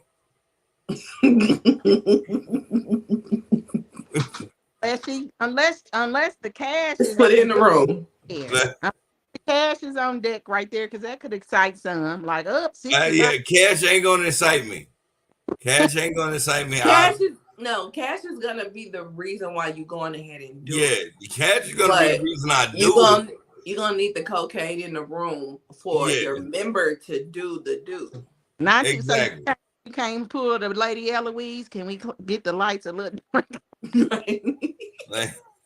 Well, you want my dick to get hard on a 75-year-old white woman? You want me to get hot? Like, right. That's the only way you gonna get me to do it. Like, you gotta get me high, because ain't no way in the motherfucking world Do you want this like forearm or no? when I was in my drought, like when I was in my drought years, like dude, like I still wouldn't own that shit. Like even the fat bitches had to be pretty. Like what are we doing? I spit my drink out. I was caught off guard. Like, Even the fat bitches. I just don't understand. Like, nah, man, fuck. These niggas are a different type of strong. These niggas are a whole different type of strong. Wait, I can see your face. That nah was strong on you. That nah. I can't do it. I won't do it. I can't do it. I can't. Like, I don't know. You made it sound extra gay. Nah, I sound like Martin when he was like 2 bumps and a boil. I can't do it. I won't do it. Yeah, I can't. Like no. Like, like I ain't doing that. Like Jasmine turns me on. Everything about Jasmine turns me on. So I'm gonna be there 100%. Again, as much as I love Jasmine, I don't know what it's gonna look like when Jasmine is fucking 50 or 70. Like I don't know how that shit gonna be. You gonna I be what the I ain't gonna sit there and tell you like that nigga was like, I love her at 85. Like, no, you don't. Like, you just waiting on the check, my nigga. Yeah, he said that made him feel bad. He did not want to look at it like he was out here getting money for my services. No, that wasn't him. Sure, sir. Boy, in the same breath, right? In the same breath, though, but you got 8,000 euros. Like, exactly. You saying that right after you get 60,000 euros, and then on top of you getting 300 euros a month to take care of your family. Right. Which is a nice size at that. Exactly. So me looking at what 6 million Gambian dollars or $80,000. That's what it is. If you have 6 million Gambian dollars, that means in real life you have $80,000. Right. So for him getting 300 euros, if you put it in that perspective, he was getting a lot of money. He was getting fucking Corona money. He had a PPP. That's why he married the old lady and he was out that sunroof throwing money in the air. Exactly. Because he hit the jackpot. He already was getting Corona money, and then she gave him $60,000 to like build something, and then after that, when she comes down there, whatever the rest of her money is on him. This nigga was already Gambinian millionaire fucking with this bitch. Right. Right. He was building a compound. He told them, he was showing them boys, this could be you. Right. Right. You can do this too. And then he was putting the dude on the beach up on game. You don't have to do this. You don't have to do it like this. No, when you do it like this, it's low brow. So yeah. They gotta provide for their mama and them. I wonder how their mamas and them feel. They mamas hate that shit, but at the same time, they ain't gonna say nothing because they taking care of the whole family. I wouldn't say nothing either. It wouldn't be a thing I could say, but I just. But I mean, in the same breath, like it's a lot of pride. Yeah. And that's involved as well, because even though they're doing this or whatnot, they know that it's not a prestigious thing. You know what I'm saying? They do. So so because even with, like, speaking of this particular guy's mama, he didn't tell his mama that he's married, that he planned on marrying the lady, you know? Like he knew there's a level of bullshit with it, you know? And I'm gonna just say this one thing and then we're gonna move on. But there was a really there was a really good point that they put things into perspective at the beginning of the documentary. And that's when he was given a bit of the history of the Gambia. The Gambia was basically what the Ivory Coast was. And I say that in reference to the slave trade. Mm-hmm. We all know that the Ivory Coast was pretty much the point of no return. Mm-hmm. That's how it was for the Gambia as well. A lot of people in the transatlantic slave trade left Africa through Gambia. So he was just basically like, they dealt very heavy with the slave trade, and now they turning around and dealing very heavy in the sex trade. So the white folks exploited the Gambians one way, and now they're turning around and exploiting them a different way. And at the end of the day, it's still exploitation, which really sucks. To say the least. The only thing I will say with that is because that is 100% true, and I 100% agree with you. The thing about that is, I will also say is, I mean, shouts out to the nigga that got a good enough dick to be chosen.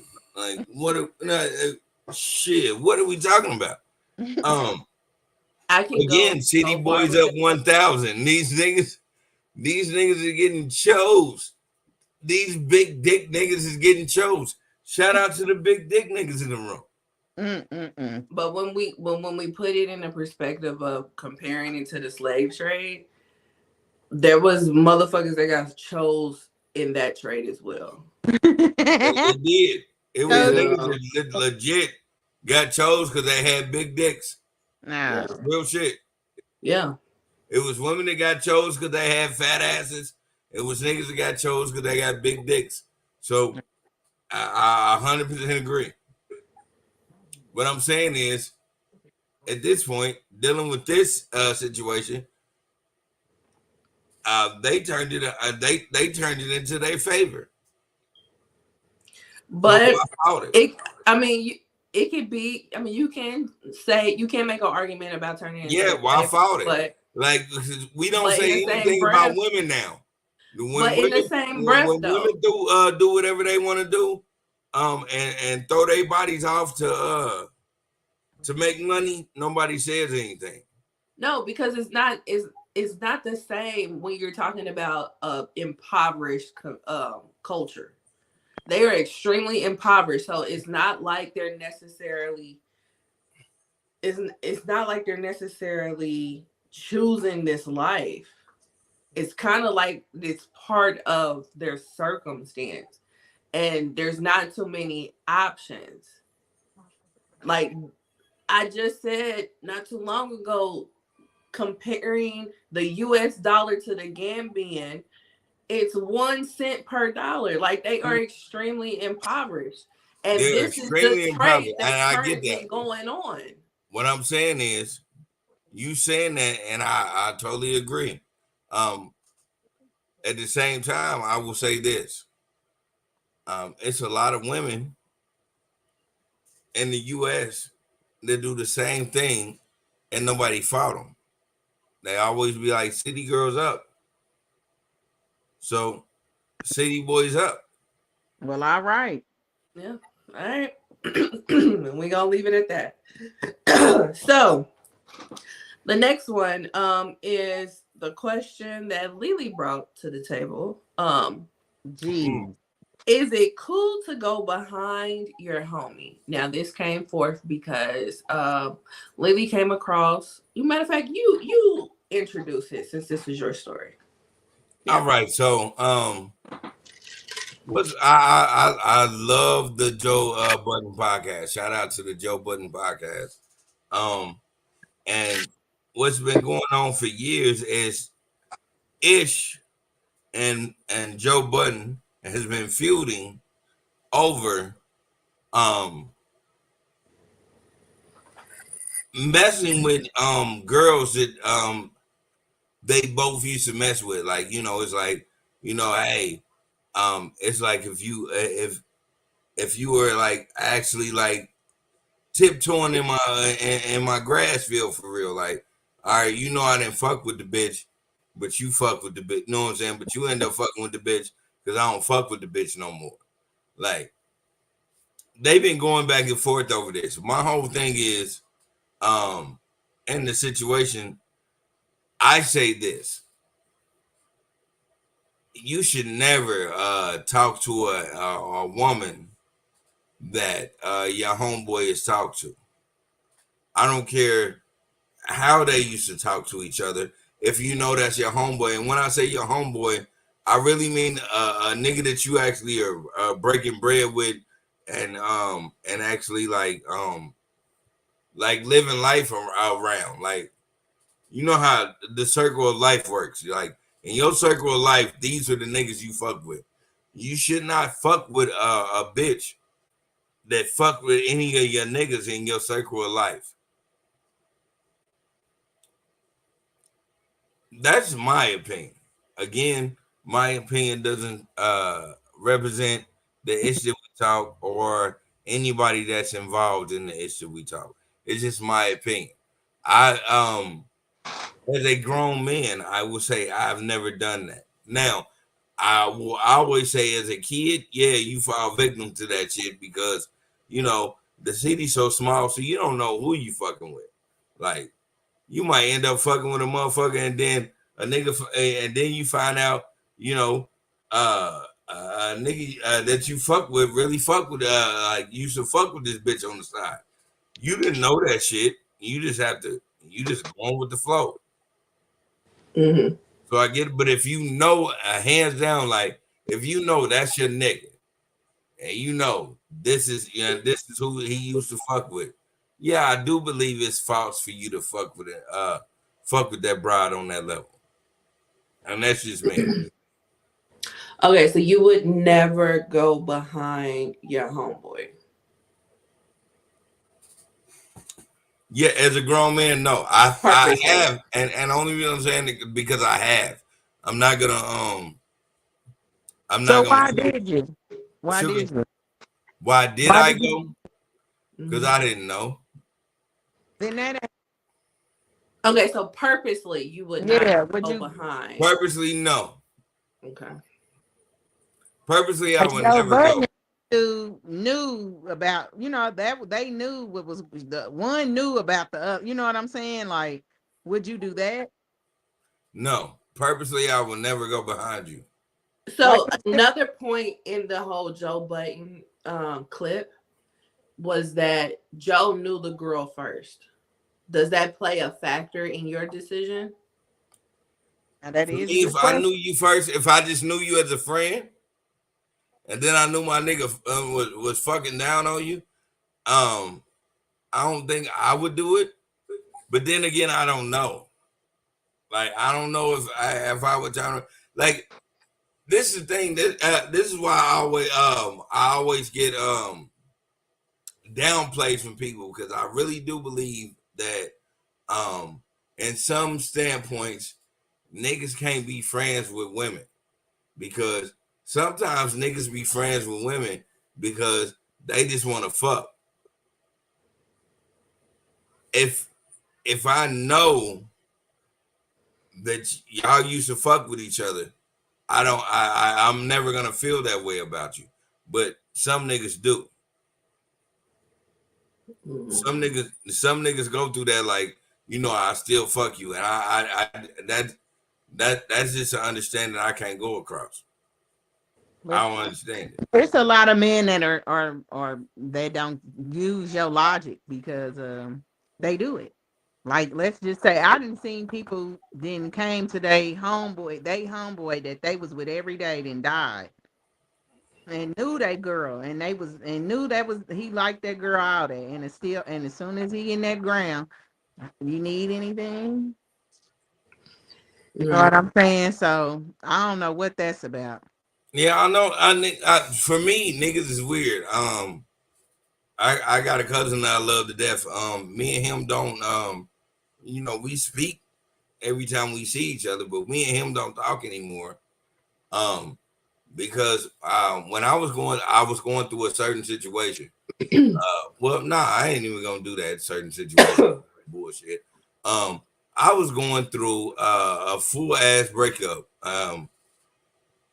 And he told me, like, nah, like, if your woman threw the pussy on me, I'm gonna fuck the bitch, and then I'm gonna come to you and tell you that I fucked her, and you shouldn't go back to her because I fucked the bitch. Bye bye bye bye bye. And see, in my mind, I don't know how everybody else looks at it, but I'm just gonna say in my mind, I'm like, I would never even cross the line with your hoe like that. Like, if your woman try to throw me the pussy, I'm not gonna. I ain't gonna fuck it. I'm gonna tell you what she's doing. That just sound like that person might have just wanted to do it to your girl anyway. Like exactly, that and that's what I was telling him, and I told him that I'm like, when you say that, it's like you always wanted to fuck my bitch in the first place. Exactly, that's what it sounded like. That was weird. Yeah. So I didn't understand it. So I was like, you know what? I don't fuck. I because I'm not that type of nigga. I shouldn't fuck with niggas like that. Like, you know what I'm saying? Like, I just distance myself from my peoples that way because I was like, nah, I don't even want to go through that type of whole ass shit. Like, because you can't explain to like how that makes sense to me. Your cousin scandalous, man. It's good you did back away. No, he legit scandalous. Like legit. Yeah, your little cousin a hoe. Which way? That way. Right. And I'm telling Dollar Bill too. Right. This ain't no damn hoe house. Like he sounds horrible. Yeah. Yeah. He was trying to tell me like that made sense, and I was like, that don't make sense. I'm like, if I fuck with you the long way, like, dude, like, why would I turn around and just and be like, yeah, your bitch ain't shit because I fucked your bitch. At the same time, why do I even want to fuck your bitch? I shouldn't even look at your bitch that way. So when you don't fuck with the bitch, I don't fuck with the bitch because I fuck with you. Right. Yeah. And women, and I'm gonna speak on that because women do that too. We can't just chop it up, even though you got it up from Joe Budden. And women will go behind women. And to me, I don't understand that. Do you want to mess with your friend for real? What are you doing? You know what I mean? Like, why would you do that? What are you trying to prove? Like, are you trying to mark your territory? Are you in competition with your friend? Are you in competition with who? What is it? What are you doing that for? What's the okay, being a little kid, yeah, ground. What are you doing? Like, what's the the motivation behind it? Like, it's I'm glad you said that because it is a big difference between being a kid and being grown. Because as a little kid, I have done that. Like, as a little kid, like if the bitch was throwing pussy at me, I would always call my nigga like, hey, this bitch being that kind of me. He was like, I don't give a fuck, man. Fuck that bitch. I would do it because like he would you gave do that me now? to do it. I mean, I know you wouldn't do it now because you're with Jasmine, but if you were single at your age, if somebody was hitting on you that used to deal with your homeboy and you told your homeboy and they said fuck that bitch, would you do it now?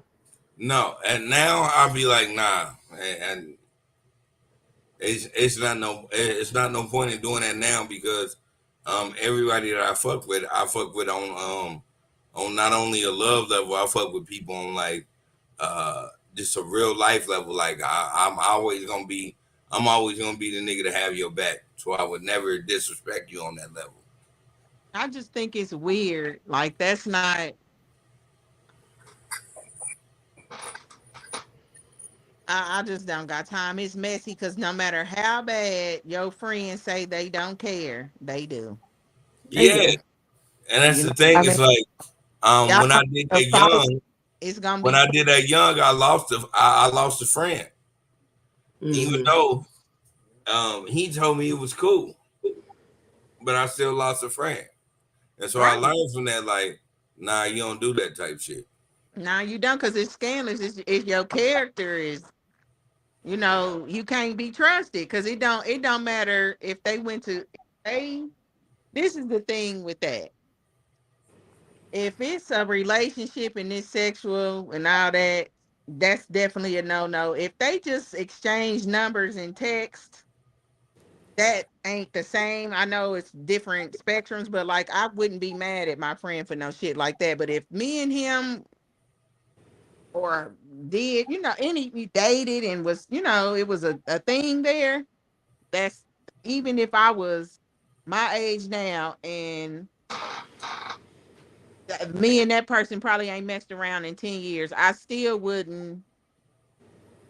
I mean, I really personally probably wouldn't be tripping like that, but it'll make me look at that person kind of weird. Like, okay, well, I mean, it wouldn't be a big deal, but it's gonna make me look at you to where some people will be like, well, why would you go back behind my back and do that? That's weird and it's gonna cause tension. Even though they say they don't care, they always do. Everybody do. You can't put it in a spectrum. Only reason why I say that is I will only say it from personal experience. And it wasn't me, but I've seen people be that kind to say like, yeah, if you fuck the bitch, I ain't tripping off of it. But then at the same time, they were 100% tripping off of that shit. Yeah, I didn't think it too. I didn't. That shit caused beef between them two niggas. Now it is two different things. Like I get it where maybe you two niggas learned each other and like got to know each other through business growing up, and then you find out that the bitch that you used to fuck with is this nigga's wife. Like sometimes and that level I get it, because like you never gonna do anything to this nigga wife because y'all really fucking with each other on a business level.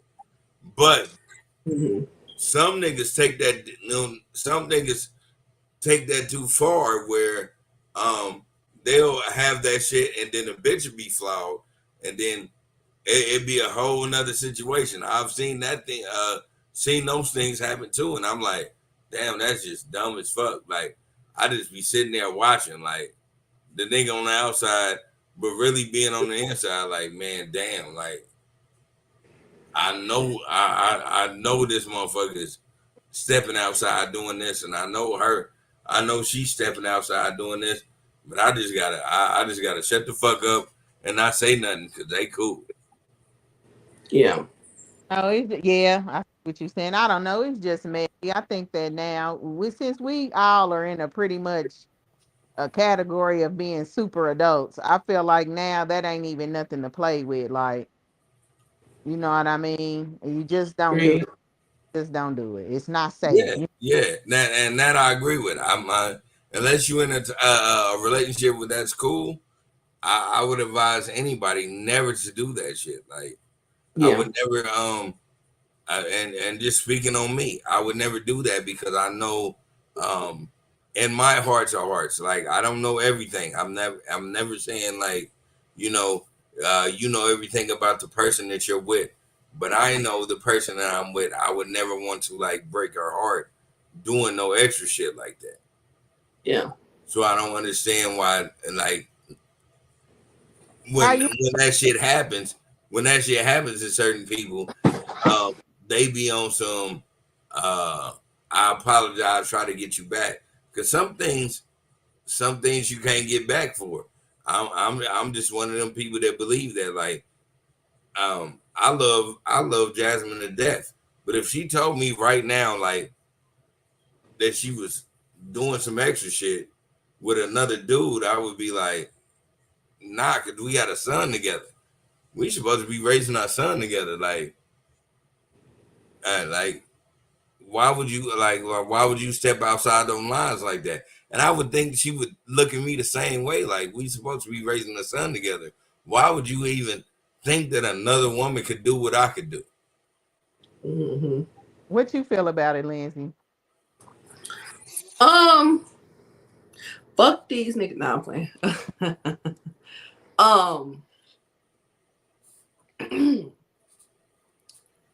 I mean, I think it is pretty foul to go behind your friend. And nowadays, you really can't take people's word for it, because the thing that's cool to do or to presumably do is be unbothered. And Right. you really don't want to be unbothered.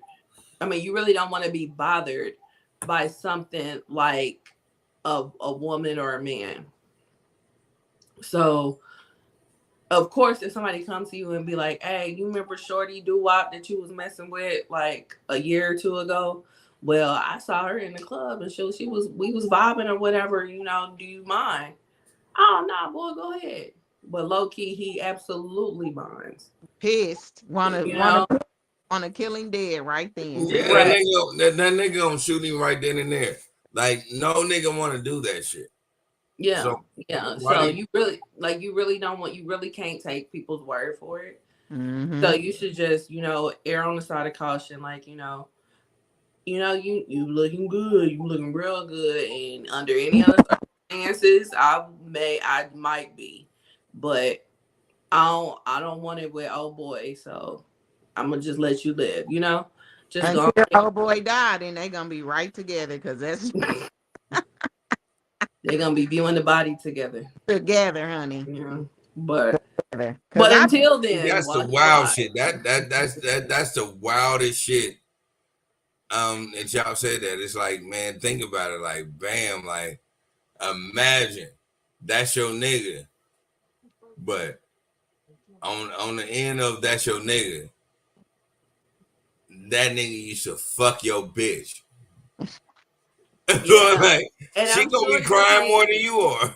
I'm sure that's playing mental gymnastics on you. Exactly. Especially like if it was just somebody that like the dude was fucking and he really legit don't give a fuck.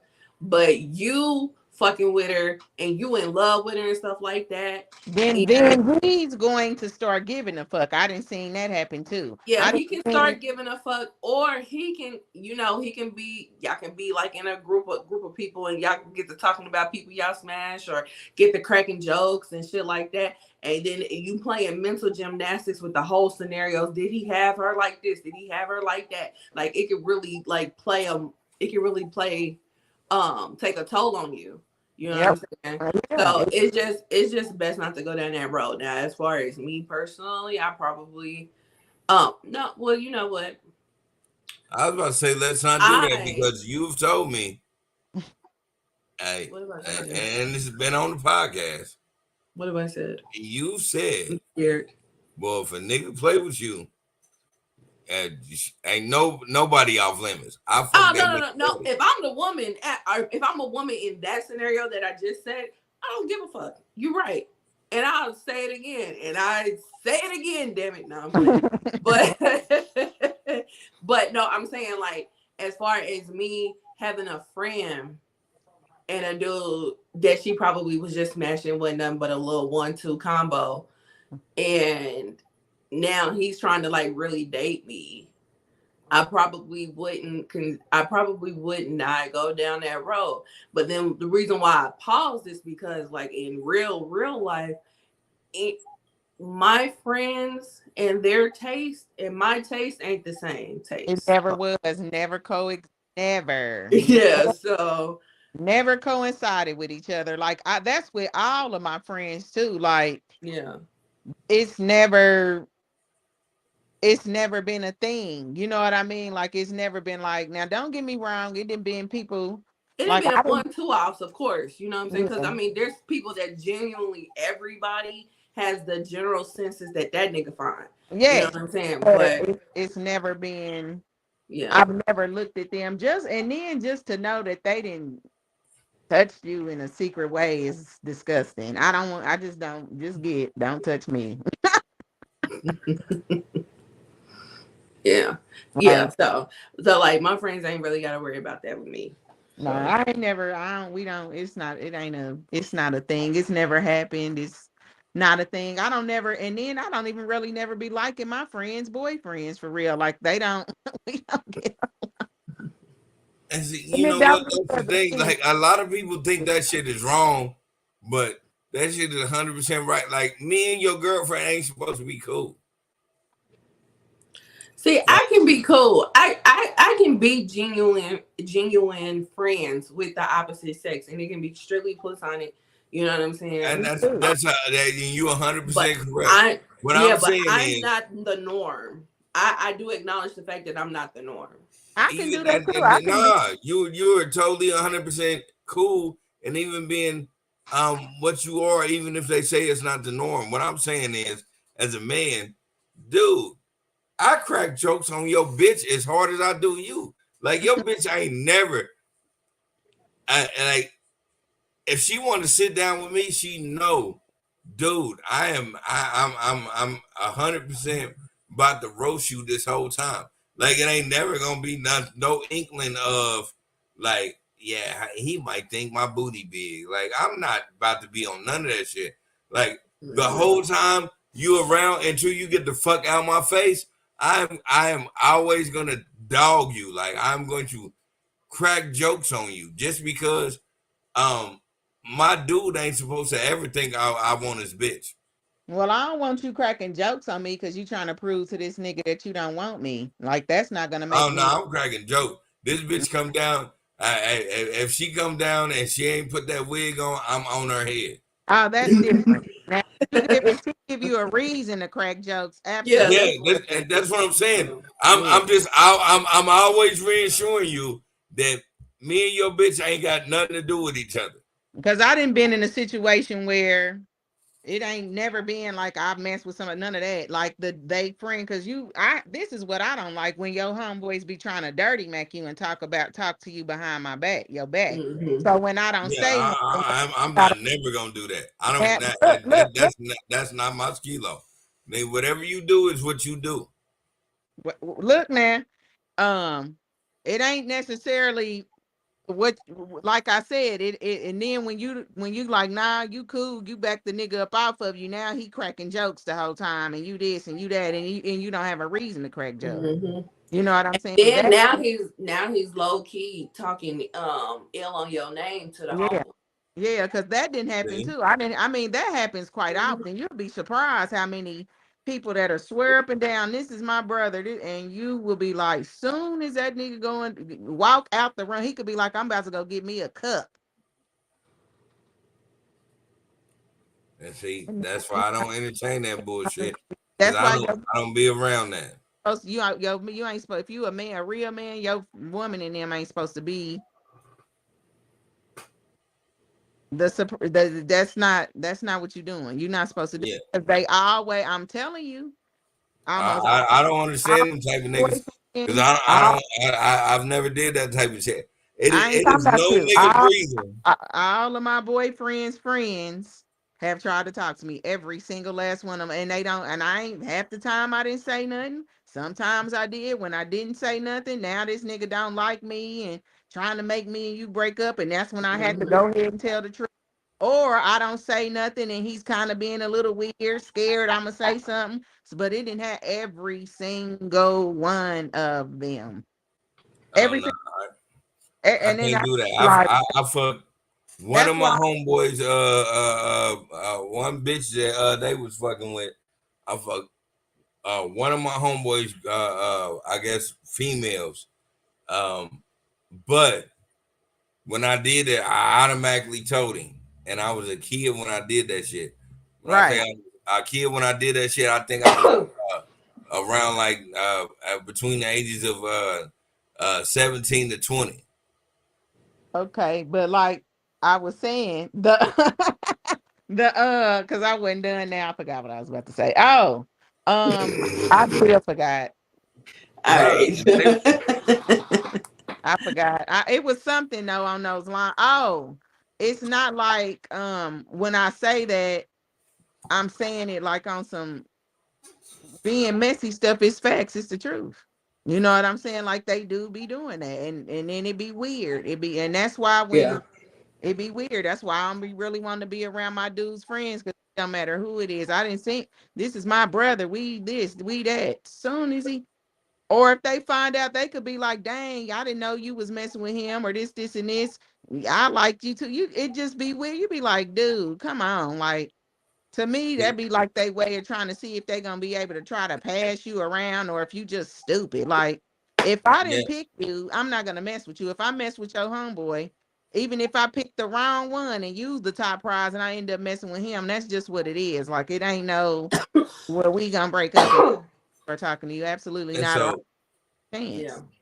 this why I don't like it. It's like because what you did is the very minimum of certain shit to go on.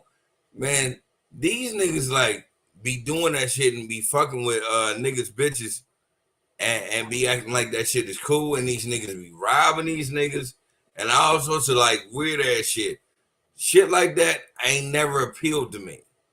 So I guess that's where my level was on, where, you know what I'm saying, I ain't never been that guy. Like, if I've been in a situation where, a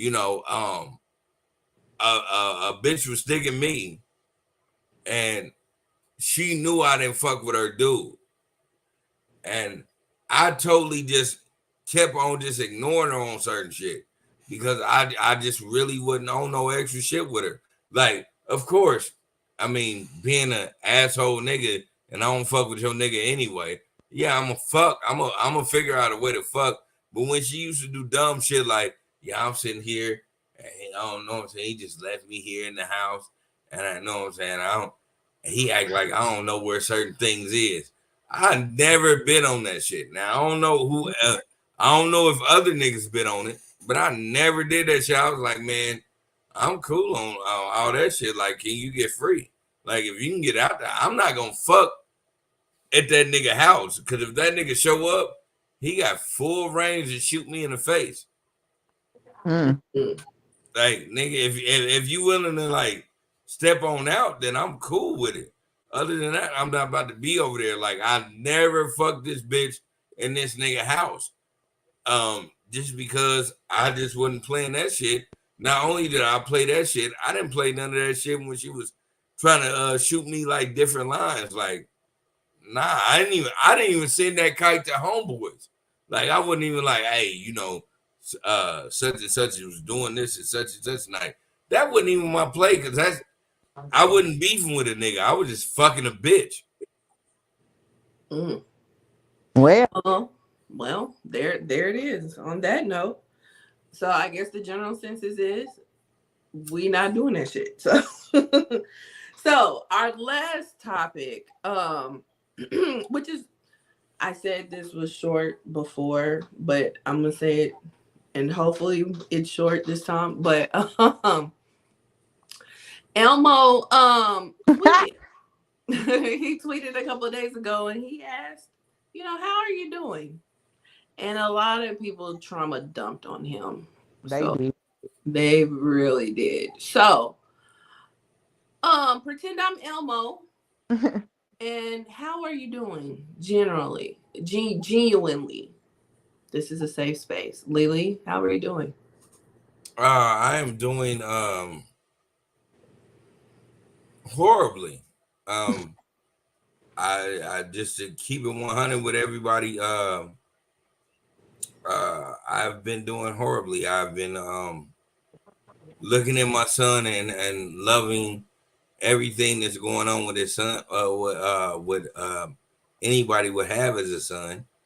But at the same time, I've been reminiscing of what it could have been if my daughter was here. I've been doing a horrible job. For me, like, I don't know how everybody else looks at it, but for me, I've been doing a horrible job. I have a lot of times where I sit to myself and I cry. I've gained 30 pounds. I've been the most depressed I think I've ever been in my whole life. And at the same time, I've never been so happy. So it's weird. Yeah. It's kind of like a up down. Yeah. Yeah. I definitely understand what you're saying. Yeah. Yeah, Definitely will keep you in prayer. absolutely. Yeah. Yeah. Yeah, Bree. I mean, Elmo asked me, so I mean, Yeah. that was my answer. what Yeah. everybody else did to Elmo, like I don't think Elmo was just he asked and he got a lot of answers, and some of that's like when he said that, I legit probably, how Elmo be with his mouth open, like I'm sure that's how I was looking, because I did not think he was gonna say any of that. Like I like okay, like it's no shade and none of that, because none of the stuff you were saying is funny or none of that, and I ain't that kind. Like I'm genuinely keeping ears. I appreciate your transparency, but I did not expect you to say that. Yeah. Yeah. That's, Yeah. So He's keeping it one yeah, with us and with himself. yeah, So I yeah. did not expect that, and I'm sure that's what Elmo felt like, because I'm sure he thought everybody was gonna be like, "It's Friday, Elmo, we getting paid." Like it wasn't. It didn't go that route. So Yeah. Yeah. But Bree, how are you, Gina? I'm not, I can't really necessarily complain. I mean, I've had a rough week, but that's really pretty much it. Mm-hmm. Yeah. Yeah. Yeah. Well, same with you. Definitely keep you in prayer, because I know of course you didn't go into detail, but right before you was right before we went live, you was like, it ain't been a good day. Now it ain't really been a good week, but it's not. Yeah. It's nothing you can do about it at the end of the day. Like Mm-hmm. it's not. right. It's nothing you really can do, but it's not. It's not completely, if that makes too much of it. No. Like Okay. Yeah. what? Yeah, I was about to say, okay, scratch. Because I get it, like, because I don't want to, I don't want to send anybody on no bad trip. That's Like just what you said, what you feeling makes what I'm feeling, even though what I'm feeling ain't wrong or ain't we not lessening my problem, which or making yours greater, but it's minute compared to how you might feel if that you're dealing with a totally different yeah, thing. yeah. So that's what I mean by that. Like I can't not, and I felt like that. I said that before we even got on the phone. I was like, I can't, I wasn't really.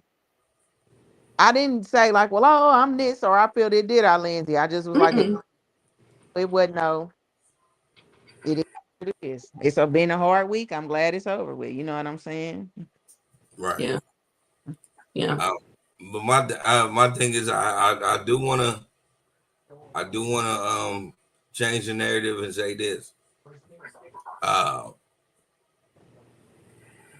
Certain things has conspired in my life that are truly great.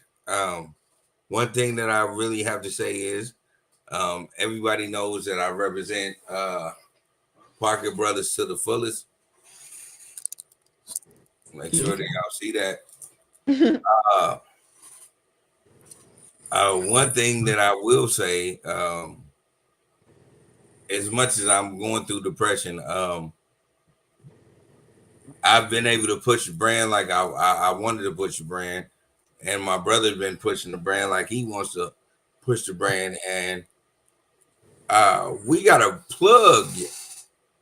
We got a super dope ass plug where we designed a couple of shirts that will be seen in the Super Bowl. Oh wow. Yes. That's Yes. amazing. Congrats. So it is going to be a couple of shirts that you see at the Super Bowl that is Yeah. going to be courtesy of Parker Brothers. That's what's Yeah. up. That's awesome. That's awesome. I love to hear that. Yeah, it seems like a lot of brands, because whatchamacallit just was on TV for his jacket. So it's a lot of brands, independent labels. Shout out KC in the Super Bowl giving us Yeah. We really gonna get big. Shout out to a lot of KC brands because they said, hey, I don't know if it was that whole controversy of what the fuck was going on, which I thought was very dumb, and we stayed out of it as a brand. But what ended up happening is we got an opportunity to design T-shirts for a couple of our players that are going to be in the Super Bowl, and so it's going to be a couple of players that you're going to see that is going to be rocking our brand, which is going to be amazing. Yeah, for us, like as a brand, I love looking at moving forward in business. Mm-hmm. That's awesome. That's awesome. You know, I was just looking at the hoodie I got from you back when you first started Parker Brothers. And I'm like, this mug gonna be worth a whole lot of money. It's gonna be vintage. Yeah. So yeah, I'm elated to hear that. That's awesome. Yeah, that's awesome. I'm happy to hear and see anything, when it's genuine and it's nice. You know what I'm saying? Yeah. Like that's a good feeling, especially. Yeah, my brother, and I have to give it up for my brother. My brother designed a T-shirt, and you know how the power the powers that be that works. What ended up happening is he designed the T-shirt. We was like, all right, we gonna get these T-shirts made, and the dude that helped us do the graphic design for the T-shirt, he gets his haircut at the same place that Patrick Mahomes get his haircut. Mm-hmm. So he happened to talk to the barber, and the barber just because he's his barber called the nigga, FaceTimed the nigga, and the nigga FaceTimed another nigga, and the next thing we know is boom, we had an order going. Oh wow. Like it just went just like that. It was crazy how it worked, and I'm not even mad at it. I'm like, damn, that's really love, because I love that we fuck with people that fuck with people. Mm-hmm. You know what I'm saying? And so we happen to get this outlet because we're doing this strictly on just this us alone, this on the strength of us. Whatever money we make, we're doing this on the strength of us. We ain't doing this on no backing or nothing else. So for this to happen, like it just really it is really dope. Yeah, it really is. Yeah, that's awesome. Shirts that y'all gonna design, y'all selling them, or they just strictly for the players? The shirt that we designed for them, after the podcast, I will show you what it looked like. Yeah, okay. Y'all, we're gonna give it to we're gonna purchase enough to sell to everybody, but because before the Super Bowl, right before the Super Bowl, but flattery is great. We know that people are going to exploit that, so we're gonna make sure that they get it first before we actually bring it out. Okay. Well, yeah, I'll definitely be interested once it hits the streets. Now, I did want to say this, which I usually do this in the beginning, but I totally forgot in the beginning. So I'm gonna do this now. Shout out to the Kansas City Chiefs. They are going to the Super Bowl again. So shout out to them. Which is crazy. This will be their 6th time. Yeah. Going to the Super Bowl. If they win, it will be their 4th. No. It'll be their 4th. 3 for the. Is it 4 or is it how many do we got? It will be their 4th because they won back in 70, And then they got 2 with Mahomes, so this will be the 3rd with Mahomes. So yeah, it'll be their 4th. Yeah. So yeah, it'll be their 4th Super Bowl win. And that's like a shout out to Kansas City, man. Like So shout out to them. And then also we want to send our condolences to Carl Weathers' family. If that name doesn't sound familiar to you, I'm sure Apollo Creed sounds familiar to you because that's the person that played Apollo Creed in the Rocky movies. So yeah. So rest in peace to him, and our condolences go out to his family. my thumb hurting. So yeah. I don't have any final thoughts. Bree, as always, we love when you come around. Wait, you didn't tell Elmo how you was doing. I said treat me like Elmo. Okay. Yeah. So yeah. We still need to know how you doing though. I'm here. Yeah. Things could be worse, but things could be better. So I'm kind of in a weird space right now. I don't know what to do with my life. So, but I'm here. I'm still here. So yeah. I mean, but for the most part, that's pretty much where I'm at. Where I'm at. Make it laugh. Huh? I said make it laugh. Yeah. Yeah. So, but yeah, like I was saying, Bree, as always, it is a pleasure when you come around. Love to have you around. Did you have any final thoughts?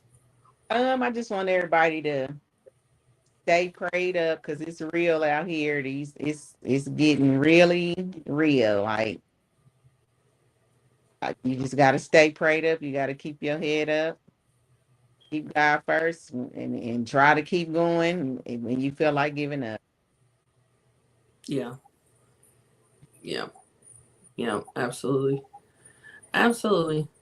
So yeah. So right now what we normally do is we pass it on to Lily for Jerry's final thoughts. But before we do, I do want to. I'm coming. Okay. Well, hold on. Yeah. I just had to make sure everything was cool in the Okay. house. And make sure everything was good. Going good in the house. I ain't gonna leave y'all. I'm definitely gonna give you my final thoughts. All right. Well, Jerry's final thoughts. Take it away. My Jerry final thoughts is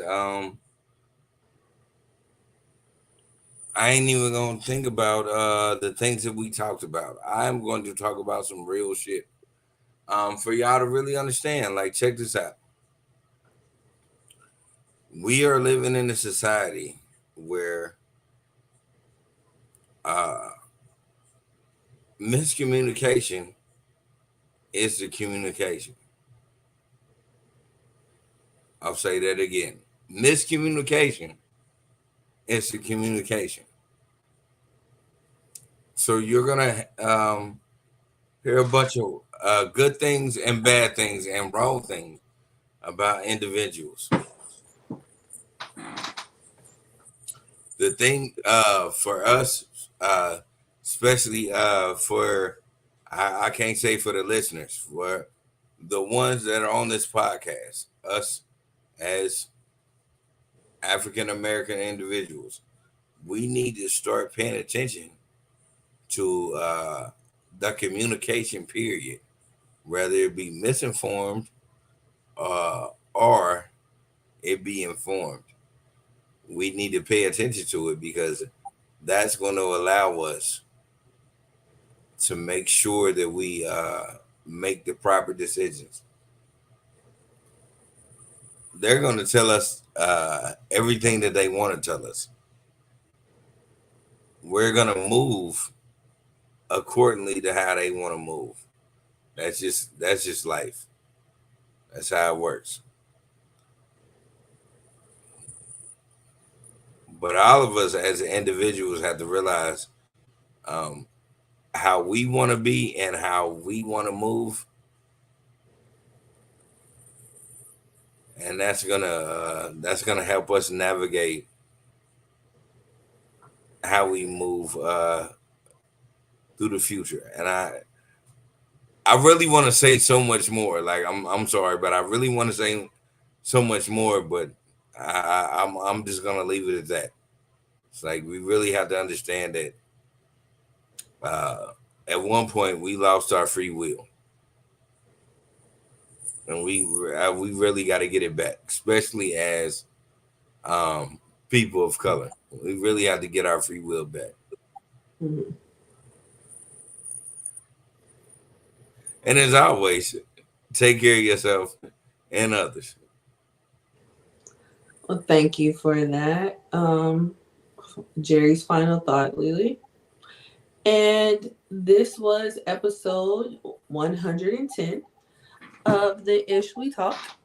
And we will see you guys for episode 111. Bye. Exactly.